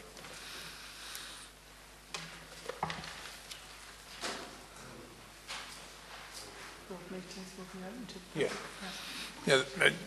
As the Vice Chair has pointed out, what section is that? You're looking at 2.1, page 78, transparency. Board meetings will be open to the public and the press. Yeah. So it's not going to be behind closed doors at all. No, it's just a comment on process. Yeah, I will bring a full report, certainly. It would be quite nice, perhaps in the future, if they could hold one of their meetings over here, so the public here could come and listen. Just a thought. It's a suggestion that I can take to the table with the greatest of pleasure. It'll save me going across the water. Are there any other comments? In that case, with the recommendation... So should recommendation one... Sorry, can we take recommendation one Yeah, first? I take the recommendation one with yourself and the Vice Chair, and I'll propose a recommendation. Second, Councillor Davis. All those in favour? Carried. Recommendation 2. I think the recommendation that I picked up was that members note rather than endorse. Oh, sorry. Is that what you're about to say? The proposed membership in terms of reference for the Cornwall Isles Leadership Board as set out in Appendix 1. Is there a proposer? Just note the terms of reference, yeah? Yeah. Yeah. Yeah. I'll propose Proposed that. Councillor Marcus, seconded by Councillor Davis. All those in favour? Carried. Thank you. No, excuse me, number 3. We've got number 3. Yes, I believe members supported that the at 2.8, robust scrutiny arrangements as noted in 2.8 be organised. Oh, you mean scrutiny? Scrutiny. Must, as opposed to Must, may, I think was the as opposed to change may. of the word. Yeah. Councillor Davis proposed that. I'm happy to second. Councillor Smith seconded it. All those in favour of must instead of may? Carried. Right. Item 15. Thank you, Chairman. This is a brief update on where we are with the establishment of the authority collaboration with Cornwall Council. Members will recall that full Council resolved to enter into an agreement on the 27th of September 2016. At that meeting, members identified a number of areas to deliver under the collaborative arrangements. Firstly, members wished to regularise the existing contracts and agreements that have been in place, some dating back 20-30 years, so all the existing arrangements, and look at the number of new arrangements into the future. First, arrangements around sharing the statutory officers, or some statutory officers, particularly around appointing a monitoring officer, appointing a Section 151 officer, the appointment of the Director of Public Health, and the appointment of a Chief Fire Officer. The second area to explore was the part delegation of the waste management function that we carry out as a local authority. The third area to delegate the IT and finance systems to Cornwall Council, and the last area in relation to the delegation of legal services. So over the last few months we have worked very hard with partners. Members agreed in January the principles for collaboration and the governance arrangements which have now been established. This comprises a sponsor board with our chairman as the chairman of the sponsor board to provide strategic oversight and to deal with issues of escalation, and a monthly steering group that assures that the collaboration works well together, highlights if there are any problems arising from the kind of operational point of view, and deals with those. They provide strategic management and operational oversight. Those have been put in place. So in terms of where we are with the agreements, is that the collaborative agreement was signed back in April. The statutory officer agreement was signed for 3 officers. It was signed for the monitoring officer, for the Section 151 officer, and for the Director of Public Health. And this council duly appointed those officers into position.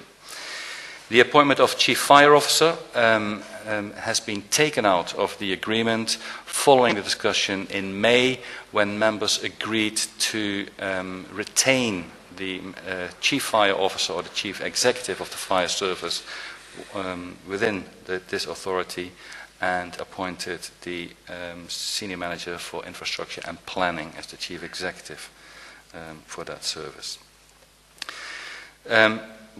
In relation to the waste management function, this proved more tricky and difficult than initially anticipated. And I never knew waste was so complex, to be honest. And we did not manage to put an agreement in place, or we could not agree amongst parties to put something in place before April last year. Therefore, we had to go out to the market to reprocure additional waste management services in the open market, and which we were successful in doing so. This has given us a bit of time. This has given us now a year to address and exactly what is the most relevant and the most appropriate way of managing future waste disposal for the islands in a way which is the most financially or economically beneficial. So therefore, further work is required on the waste management function, and we may find a different solution for managing waste into the future. And I'm saying that because we have been always very clear in establishing collaborative arrangements. We look and make sure that we always deliver what was agreed by members in terms of the objects. And the objectives were to provide more resilience, but also to provide cost savings and provide the best quality of service to the residents. If the collaborative arrangement is the best way forward, and the collaborative arrangement with Cornwall is the best way forward, it will be embedded and delivered and developed under the collaborative arrangements. If other arrangements are better value for money or provide better resilience for the islands, then we will not go automatically into collaborative arrangements. Then the third area in terms of update, the delegation of IT and finance systems. Very good progress has been made on this particular area. The business cases very clearly showed that the delegation of functions does provide good value for money, does provide savings, and does provide certainly a lot more resilience in terms of the IT and finance systems.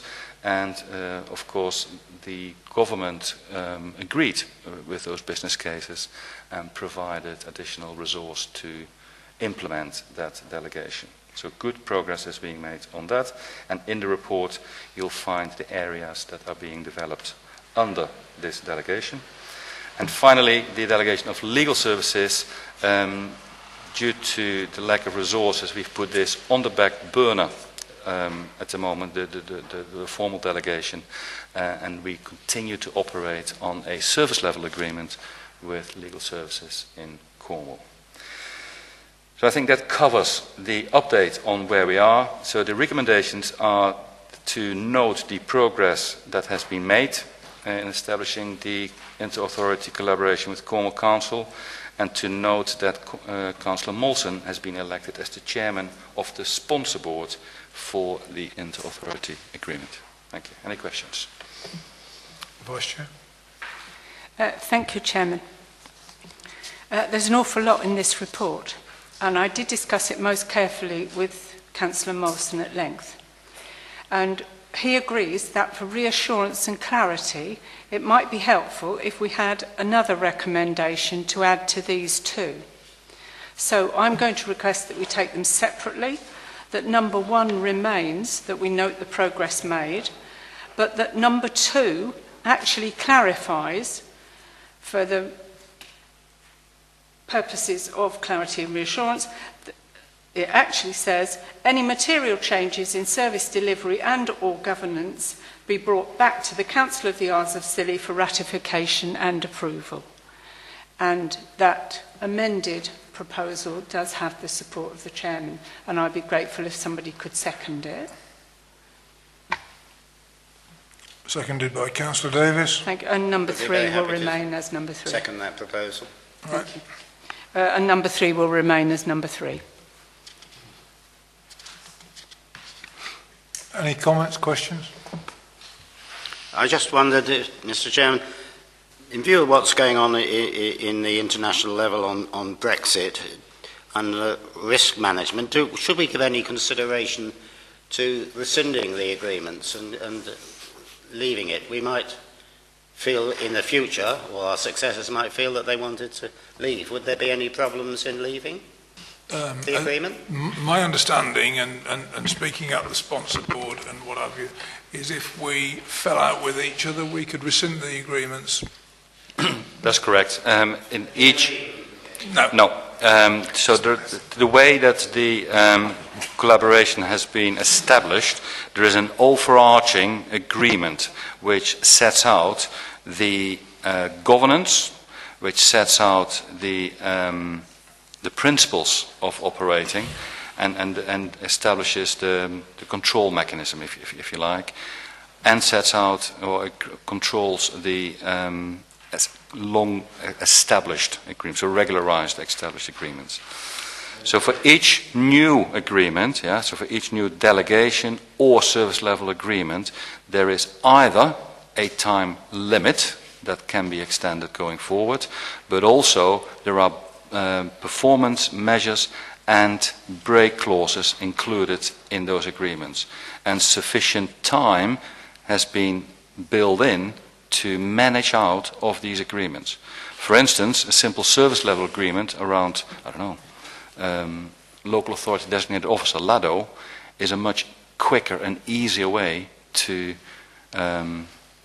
disentangle than, say, the delegation of a finance function, which will take a good 12 months to... Indeed. At the last sponsor board, this did come up, Councillor Davies, in the fact that if it became burdensome for either party, the break clauses were in there because of it.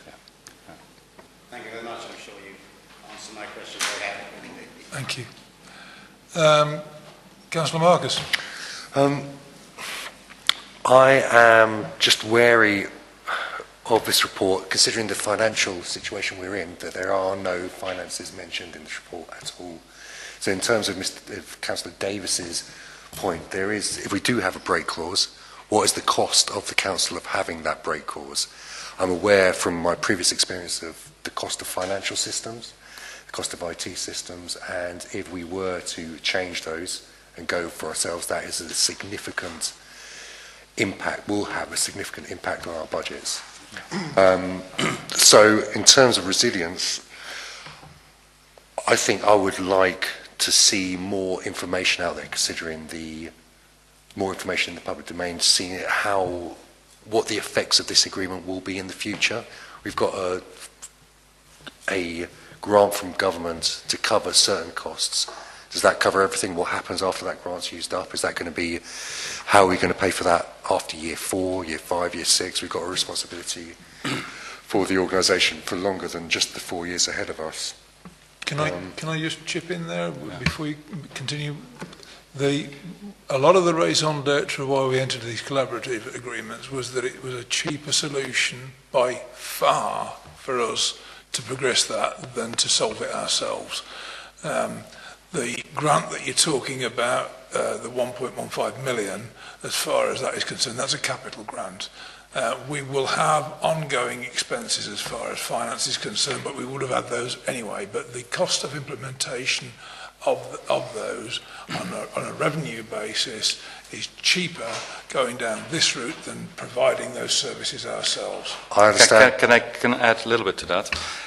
Because the way that the business cases have been developed and have been approved through the sponsor board is to work from the principle that it is very hard to find additional revenue funding at the moment in the public sector. So therefore, the model is that we identify capital investments, which is slightly easier, and make capital investments to make revenue savings into the future. So the business case is developed, particularly around IT and the finance system, to generate revenue savings through the capital investment. I'm aware of that, and I appreciate that. I'm just concerned that I personally haven't seen any figures around this, and that it may be cheaper in the short term, but the long term it might not work out like there's. I know from previous experience, there are different ways and different costs you can use, especially around IT, depending on what you want to do. I'm just wondering about the fit of, which goes back to the previous agenda point as well, the fit of the Isles of Scilly with Cornwall. We are minuscule in comparison with them. Their systems are massive and complicated. And in terms of finance, yes, we will be much better served by Cornwall's finance system to get us back on track. But is that the best fit? Would we be better off partnering with someone else, someone smaller, someone not so geographically close? There's nothing, absolutely nothing to stop us reviewing that in the future. However, we've already authorised as a council the way forward that we're going at the moment so that we can solve our current problems. If in the future we decide, as I alluded to earlier, we wish to trigger off a break clause, we can do so. I understand that, but I still haven't seen any numbers, and I'm nervous of things. If I don't see numbers down in front of me, I'm nervous of approving them. Would you like to comment on that, Andy? Yeah, I'm conscious of obviously being a member of staff of Cornwall Council, and obviously your section 151 as well. There is a business case. I defer to the Chief Executive in terms of, I think what you're requesting is to see some numbers around the business case and some of the assumptions around there. One of the things that I was a member of the sponsors board and acting as your 151, I was quite clear that the break clauses and the durations around there, I would want to see at least 12 months, because to implement, if we were going to move to a new system, the costs of that are going to be quite significant, and you would need a fairly lengthy duration to move off your platforms from one system that's hosted to another. But I think what you're after is in terms of just some numbers and some clarity around those. So they are there. I appreciate that you haven't seen them because those business cases have been signed off by the Chief Executive and the leaders and chairmen of both councils. You don't necessarily have that in front of you, and I think that's what you're requesting to see. Not necessarily the rationale about it, but just some comfort around the commitments that the council are making. Correct. I understand that members have made that decision. That's in the past. We're going down this route, but until we can see the actual numbers themselves, I can't be satisfied. Given the rap over the knuckles we've had from external audit and audit, we should be more financially astute, more aware, maybe take more of an active role in scrutinising those figures. And certainly, of course, there is a real opportunity to do that as part of the budget setting exercise, because what we're saying is we are investing capital to generate revenue savings. So those revenue savings need to come back into future budgets. Councillor Williams? For clarification, could you explain who sits on the sponsor board? Say again? Who are the sponsor board? The sponsor board is made up of the chairman of our council and myself on behalf of the Council of the Isles of Scilly, then the monitoring officer and the section 151 officer for the Isles of Scilly, so there's 4 of us. From the Cornwall side, it is the chief operating officer, who is also the section 151 officer for Cornwall Council. The monitoring officer, which is going to be interesting because that's now split. There used to be one that's now being split. And if and when required, the Director for Public Health, the Chief Fire Officer, and that's it, will be brought in to the meeting. In addition, there is the member for Cornwall Council, the Deputy Leader, is also a member of the board. Have I covered everyone? Mr. Chairman, if you could take our apologies, we've got to catch a boat that isn't able to wait because it has to go around 3 or 4 different islands afterwards. So, okay. Thank you very much. Thank you. Are there any more questions?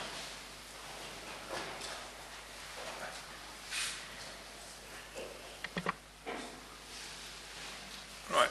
Are we cool? I don't know, 1, 2, 3, 4, 5, 6, 7,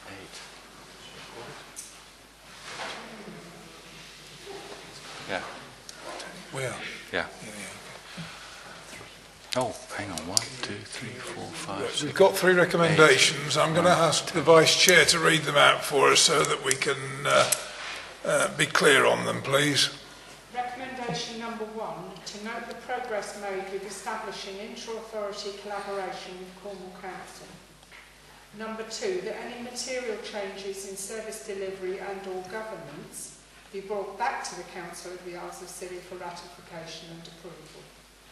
Number 3, to note that Councillor Monson has been elected as the Chairman of the Sponsor Board for the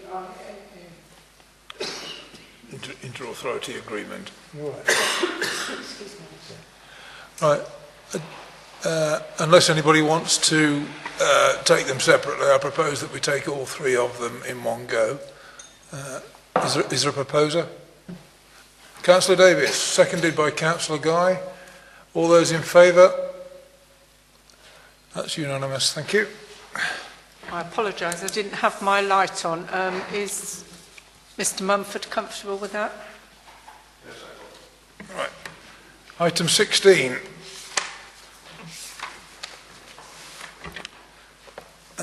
This is a paper presented by Bob Dawson, but written by Bob Dawson, but presented by our monitoring officer. Matt? Thank you, Chairman. There's a fair bit of detail in the report, but essentially this is quite a simple issue. Previously, I don't wish to. It's a comprehensive report and a relatively simple question for me. It comes forward from the DPP. Previously, the council's decided to have health scrutiny dealt with by council. It's recognised that there are some issues, potentially logistically, with having all health scrutiny with council. And it's legitimate for you to revisit the decision that's previously made. There's 3 different options there for you, which are: do you want scrutiny, health scrutiny, to sit with full council, as previously decided? Do you want it to be dealt with by the scrutiny committee? Or do you want it to be dealt with by the scrutiny committee, but maybe have the function relating to consultations by health providers on substantial variations or substantial developments of services brought to full council? I understand from Bob that Health Watch prefer the 3rd option. What I would suggest is that recommendation 1.3 is amended so that it reads: the scrutiny committee, but with full council, exercising the health scrutiny function in relation to consultations by health providers relating to substantial variations or substantial developments of services, because I understand there may be a lot of consultations, some of them informal, some of them formal, and you don't want to clog up your council agendas particularly or necessarily with all consultations. So it's a fairly simple question: where do you want scrutiny to sit, or where do you want health scrutiny to sit? And although this report focuses on health scrutiny, you've also got with full council other statutory scrutiny functions, so crime and disorder, flooding and coastal protection scrutiny.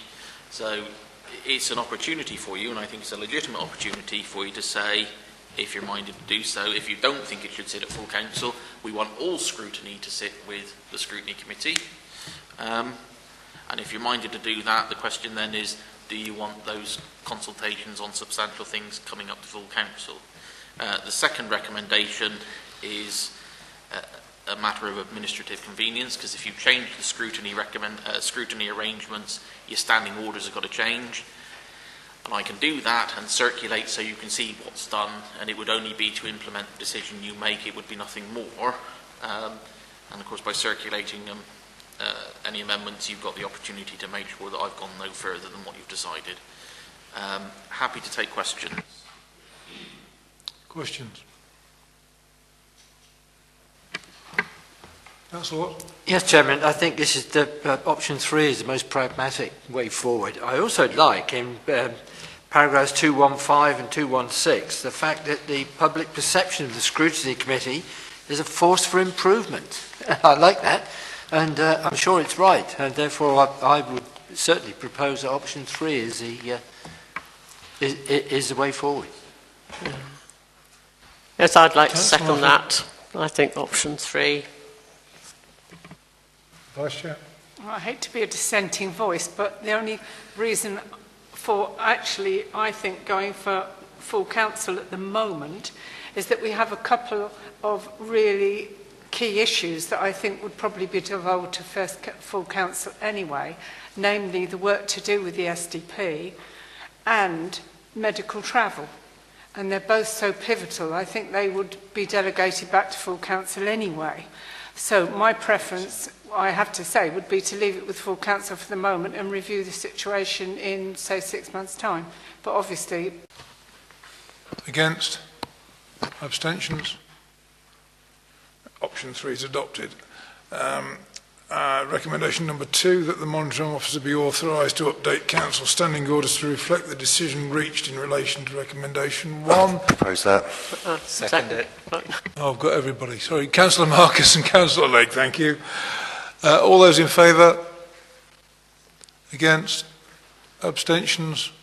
I think that was unanimous. Item 17.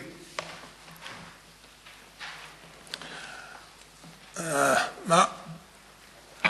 Thank you, Chairman. This again comes forward from the DPP, and I'll take the report as read. A number of things to say on this one is it's really important, members, that you remember that your lead member roles are not roles that carry decision-making powers. You are effectively, or the lead members will effectively be member champions. What you call the roles is, at least in my world, immaterial, so long as the remit of the role is properly recognised. So you can't make binding decisions, you can't direct the use of resources, but you, even if you, as a lead member, you can champion the causes to which you're aligned. And it's really important that you remember that. I see lead member roles as an opportunity to enhance the relationships that exist between the members and the officers dealing with those areas. And I think, the chairman said at the AGM when I came something along the lines of that the council had an opportunity now to enhance its reputation with the public and what have you. And I think using this opportunity in the lead member roles and building those relationships so that the officers and the members are seen as more united will help with what Councillor Molson was suggesting. The last thing I wanted to say on this is that the mention of allowances is made in the report, and the independent remuneration panel is mentioned. It's important that you remember that the decision you're making is about what's best in transacting the council's business and putting the council in place to deliver its services. The issue of allowances in the panel is almost a side issue, albeit I recognise it's an important side issue and something that needs to be taken forward quickly because there are other allowances issues that need to be resolved. But you cannot change the members' allowances scheme until you've considered the recommendations of your independent remuneration panel. So I'll leave it at that. Happy to take questions. Questions?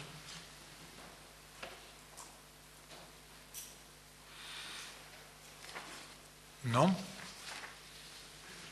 I'm happy for the recommendations as they are. It might be worth thinking about the language we use rather than lead members for certain aspects, maybe for planning is to use. I think Councillor Grottick talked about using the word member liaison for certain titles to add some hierarchy, for want of a better term, to those member roles. And I guess that I would suggest that planning is a liaison role, and finance and resources as well, and the rest are lead members. No. Sorry, there's one more point that I wanted to make, which was that in relation to the lead member or the liaison member for finance and resources, it seems to me, given the importance of that role, in the context of what I said previously, it makes absolute sense probably for that role to sit with the chairman of the council. Now, I understand, I appreciate the chairman is a very busy role, but I think it makes complete sense for it to sit there, and the chairman could always call upon other members to help him out with some of the work that he might need to do if you reminded to take that advice. Comments? Councillor Mumford? Was the lead member for finance usually sit with the vice chairman? Or does it? Well, I was thinking. I think that was a hangover from the past That's a hangover from arrangements. the past, is it? Yeah, when the Finance and Resources chair was the vice chair. Right. But we can do that, or not. Does it make any difference? Can I ask the monitoring officer? The future is yours to dictate, and you shouldn't be constrained by the past. I'll propose the vice chairman. I'll second that. Councillor Davies? Was that?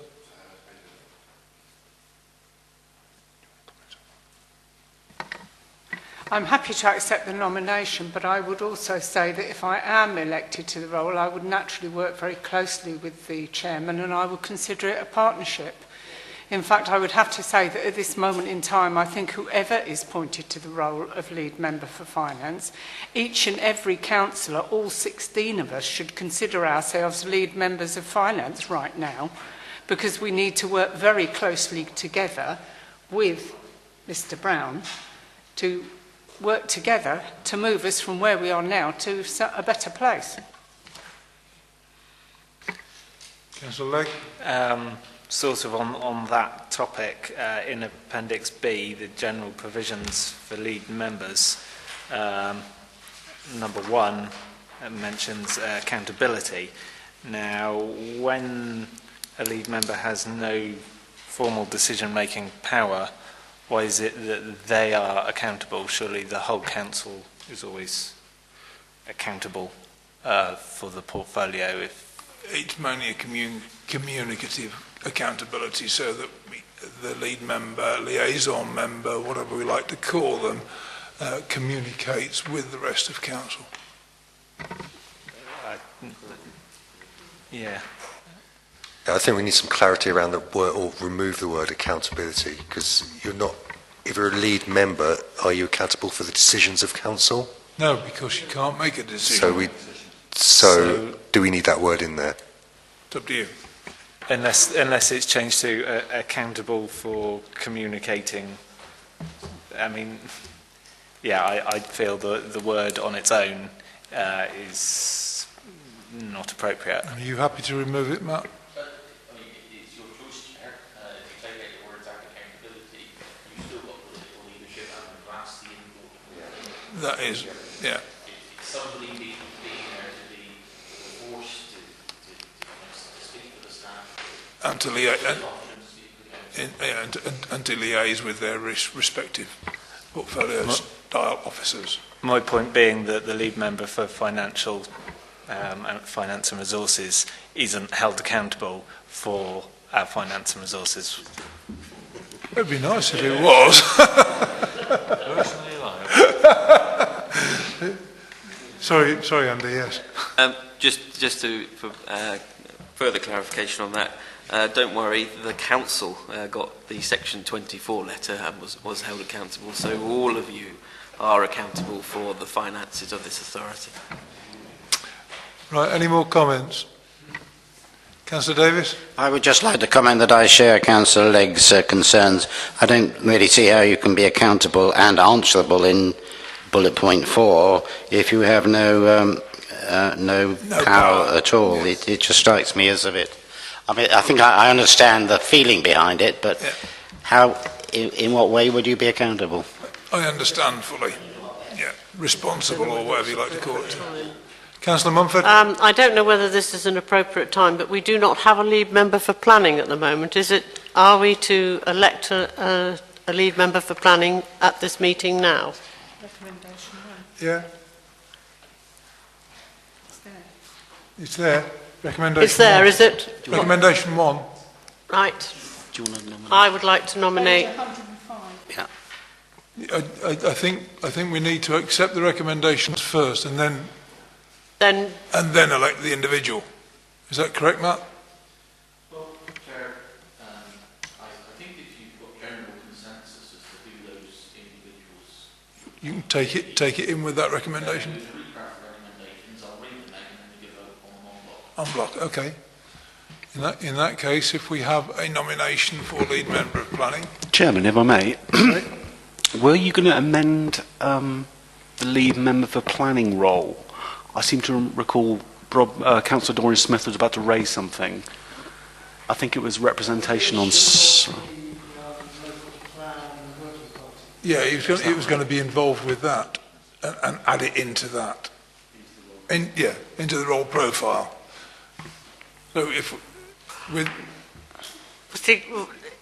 So as to answer Councillor Dorian Smith's, my understanding is that we take the local plan responsibility in with the lead member for planning.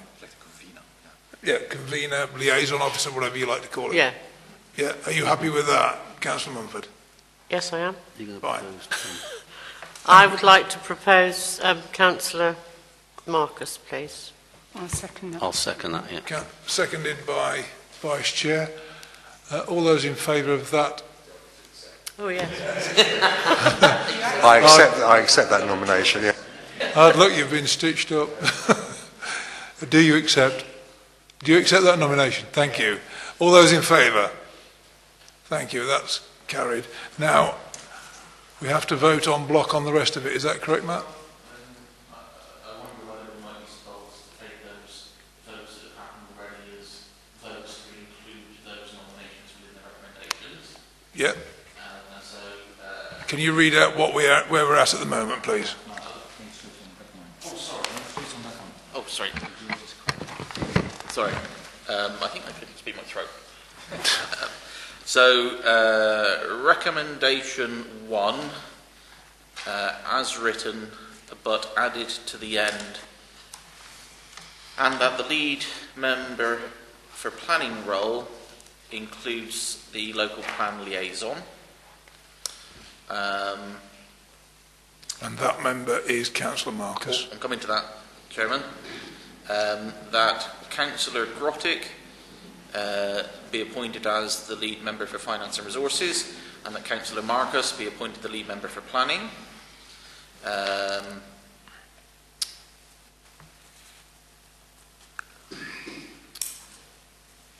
So recommendation 2.2 will remain but added, save as amended above, which is the lead member role and local plan liaison. Recommendation 2.3, add to the end of that with the words and accountability removed. And then recommendation 3 survives intact. Are you content?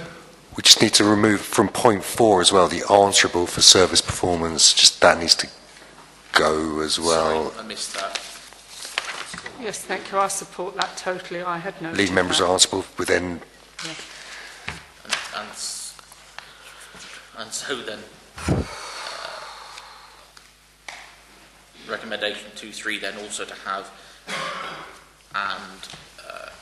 the removal of paragraph 4. Are we all clear with that? Councillor Mumford? Oh, sorry. In that case, I propose that we take all of those en bloc rather than taking them in pieces. Is there a proposal for that? Proposed, Councillor Legg, seconded, Councillor... Yes, Councillor Marcus? Yeah. All those in favour? Passed. Thank you.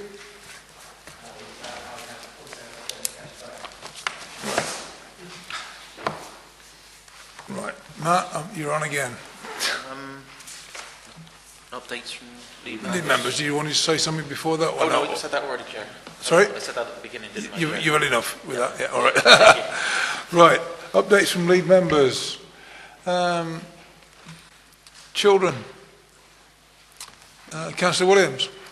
Thank you, Chairman. I think probably the most significant item in my notes relate to the academy transition. It's obviously very complex on various different levels. I'm very mindful of Councillor Francis's irritation when dates are quoted and aren't met. So I think it's probably safest to say that the anticipated date for completion is late this year, early next year.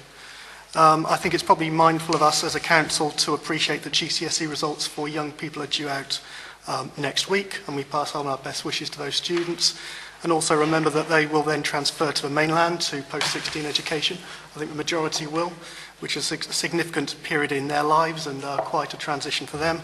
And as a council and as Children's Services, we'll be very watchful to support those individuals as they go to make sure they fulfil their potential.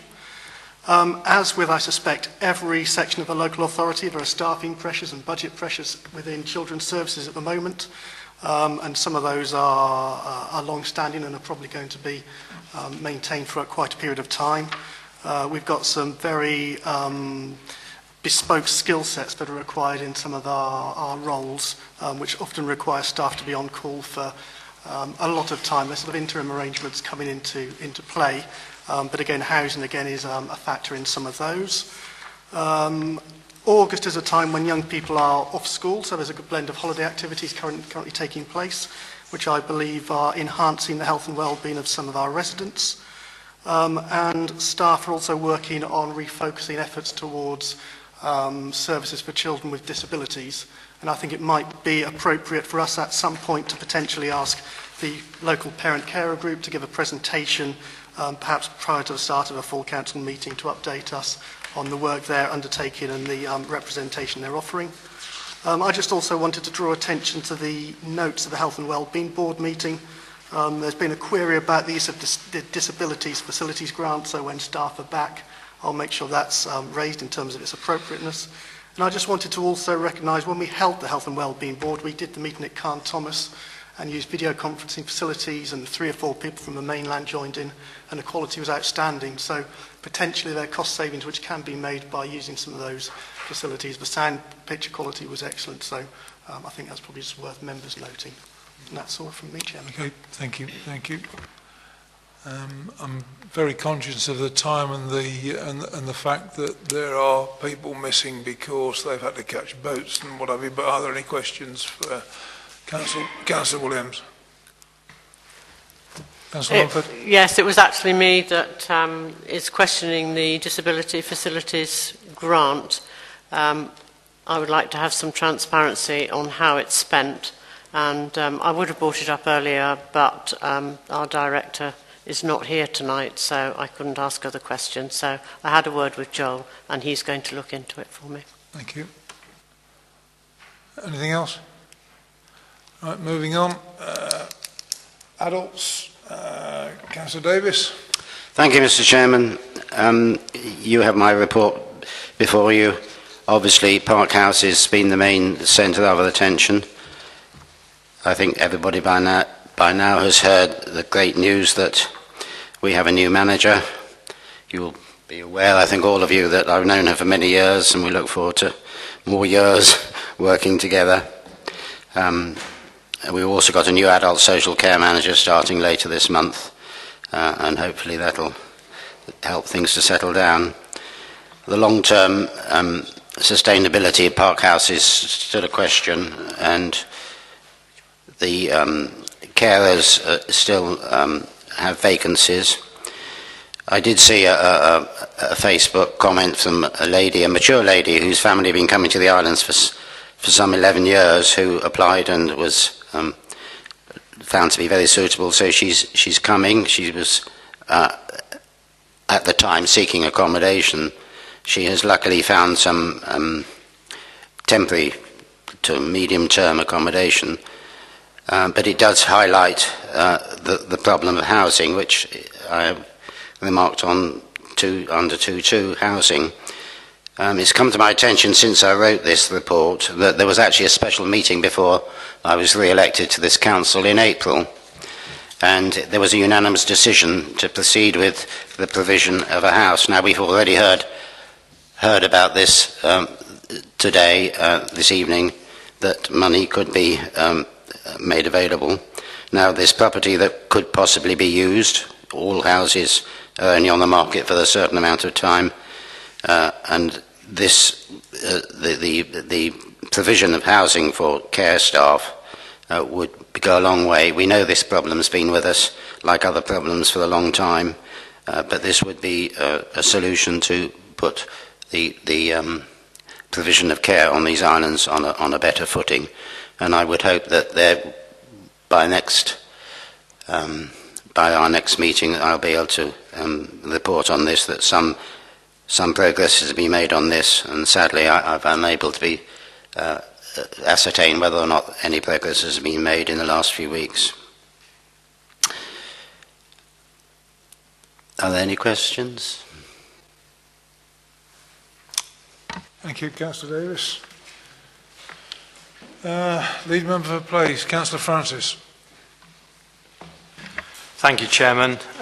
Conscious of time, again, members have my report in front of you, so I'm not going to go through it in detail. Just a few comments, Mr. Chairman. As some of you know, in fact most of you know, the plans were shown to members today to do with our sea defence and dune management on St Mary's and Tresco.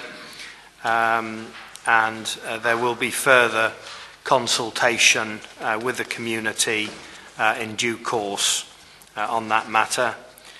The waste site, as you will all be aware, has unfortunately been very difficult, to say the least. We still don't have a completion and handover date from the contractor. And there are some uncertain costs still to do with this. It's, to put it politely, been a difficult project. But Craig Dryden's away at the moment. When he comes back, I will be pursuing the completion date and trying to find out more and assist him in achieving a sensible result from this contract.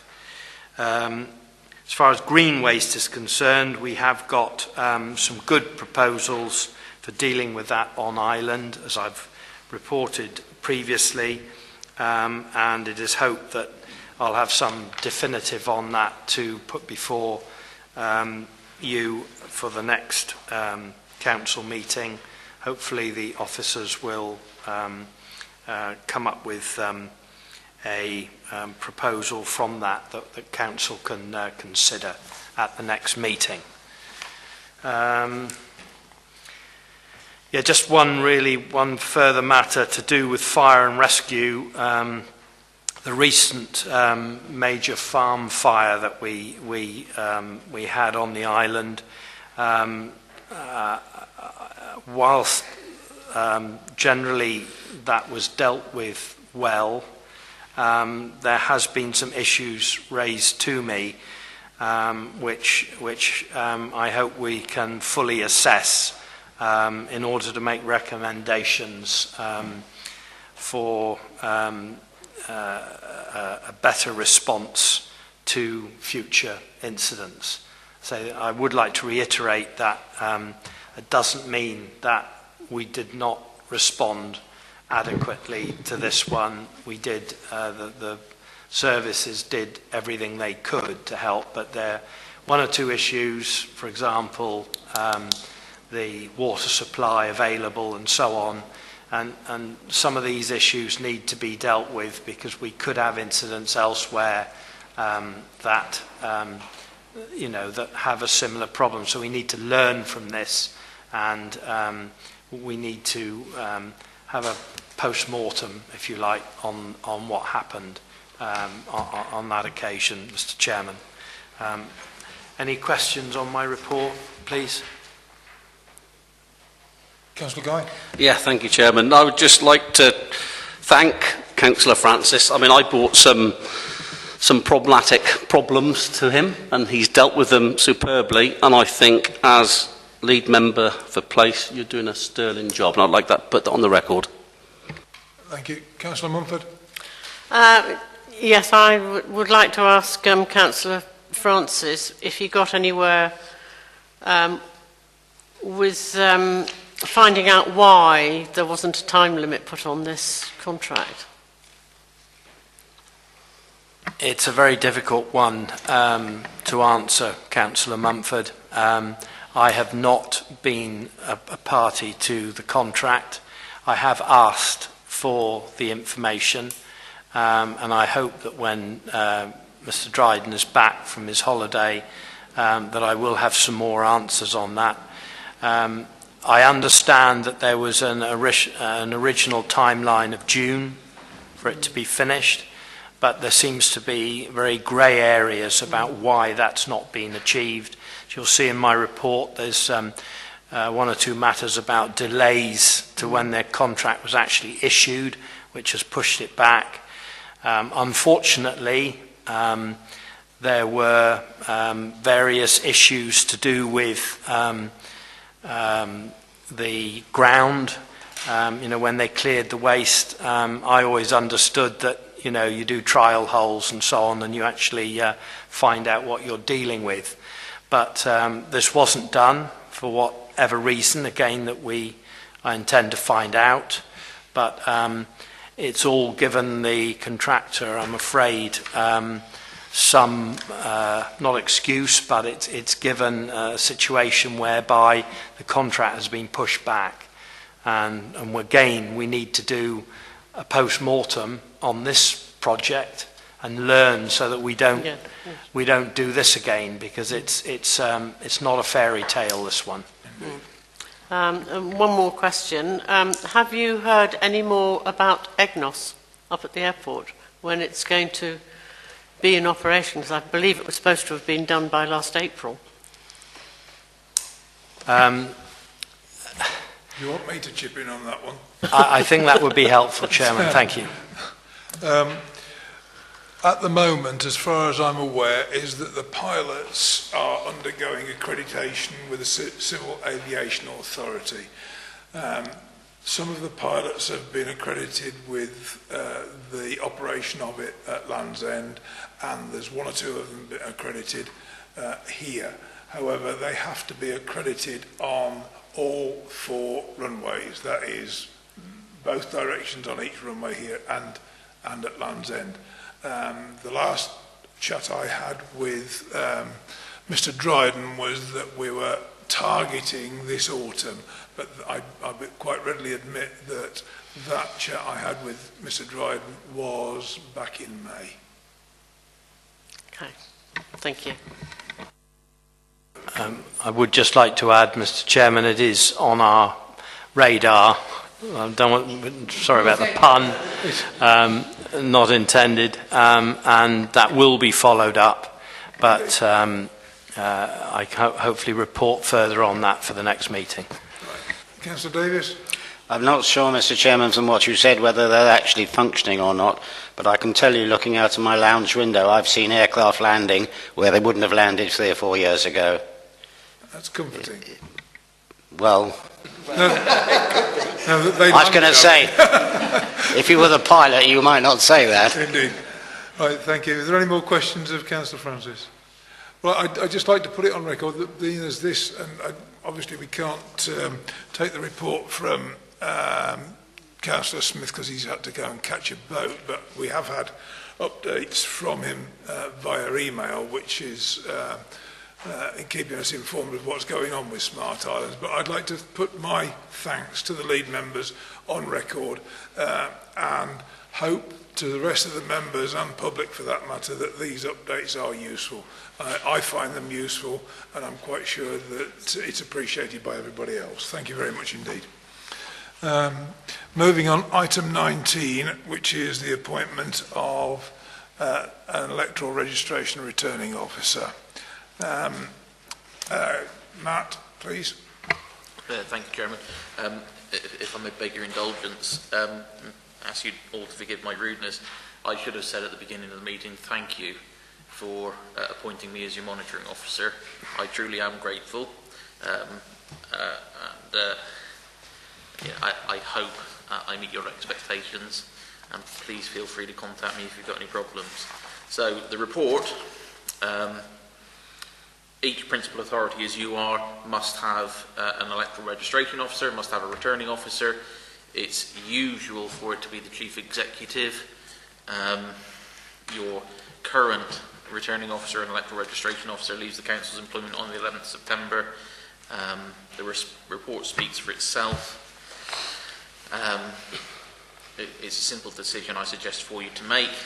What I should add also perhaps is that from the 1st of October I take over responsibility for Cornwall Council's electoral registration and returning electoral service, who discharged the electoral registration and returning officer function on behalf of Kate Canally, and so I may be able to assist whoever is appointed into these roles with discharging their functions.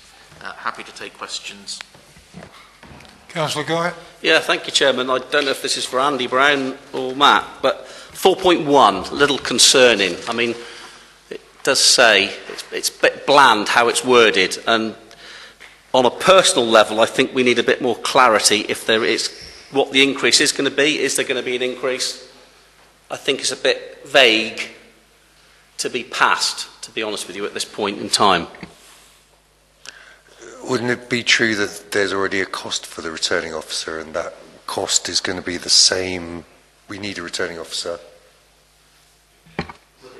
Carry on, Matt, yeah. So the first and most important thing is you must appoint both roles. Usually returning officers receive fees when there are major elections delivered. Given the size of your electorate, I suspect those fees are quite low. I can't give you a full answer in relation to whether this would impact on the salary of the appointed person or not. But maybe in approving the recommendation, you may want to request... The reason I'm asking the question, which I appreciate what you're trying to say to me, is it's for the public record. Yeah. Because that is going to be out there, isn't it? That there's going to be an add-on to another already high fee. Potentially. You could ask for a further report to be brought back to you in relation to the remuneration, but I would urge you to get on with the appointments. Councillor Mumford? Whoever you appoint is going to have a remuneration, isn't it? Doesn't matter whether it's already... I mean, as it says in full, it's going to be subject to a job evaluation. So it's impossible to say at this point in time what, if any, impact that would have on the person who is appointed, on their current job role, and therefore it will be subject to that job evaluation procedure. And as the monitoring officer says, a further report will come back. Any more questions? Thank you, Mr. Chairman. I was just going to say that maybe, as we spoke this afternoon, we're reviewing various parts of the council's operation, and maybe that we can include this role in someone's existing role. Yeah, and all I'll echo is what Andy Brown's just said, is that it's got to go through a job evaluation anyway, so it's by no means certain. Right, we've got a recommendation in front of us. Is there a proposer? I propose a recommendation. Proposed Councillor Mumford, seconder. Vice Chair. All those in favour? Carried, thank you. Would somebody like to go and grab the Chief Exec, please?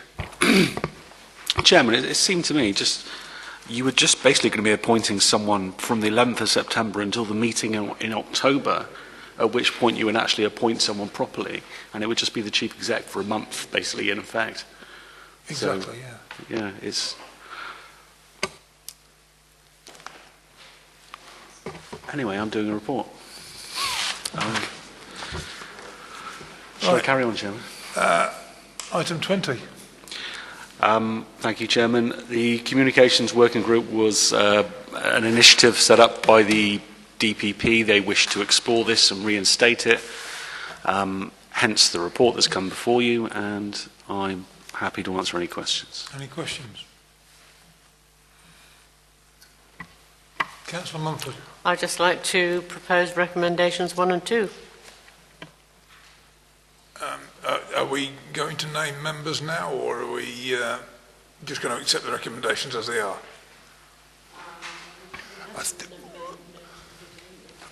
Did we? Did we not have the name? Was it not? Was it Steve? The 2 Steves, and one other, wasn't there? Vice Chair. Can you remember? Well, I understand that Councillor Watt is interested, Councillor Legg has approached me, and also I believe Councillor Barclay is interested. I can't speak for yes, anybody that's else. right, Mary, and Steve Sims. So therefore I'm holding at the moment 3 people who I understand would like to be nominated. I can't speak for anyone else. Did you mention someone else? Yes, I believe Steve Sims was interested. Well, the trouble is, I think perhaps we need Can we not just confirmation. approve it now and then... And a point later. A point later. Okay. Can I... Sorry. Because we haven't got very many people here. A point later. Carry on. Yeah. I was just going to suggest that the difference between 3 and 4 is not particularly great. If we have 4 people who are good enough to be interested, why can't we appoint 4 people to the group? It's still a very manageable group. Make it 4. Due to the fact that we've got a lot absent as well, I would like to suggest that we move forward with the proposals 1 and 2 as they stand, and a point later. Yeah. Fair enough. Okay. Yeah. Can I have a proposal to that end? I propose that. Seconded by Councillor Watt. All those in favour? Carried unanimously. That, therefore, brings to the end of this council meeting. Thank you very much indeed. Yeah. Why didn't I go away to the meeting this one and not... 25 minutes, 3.5 hours.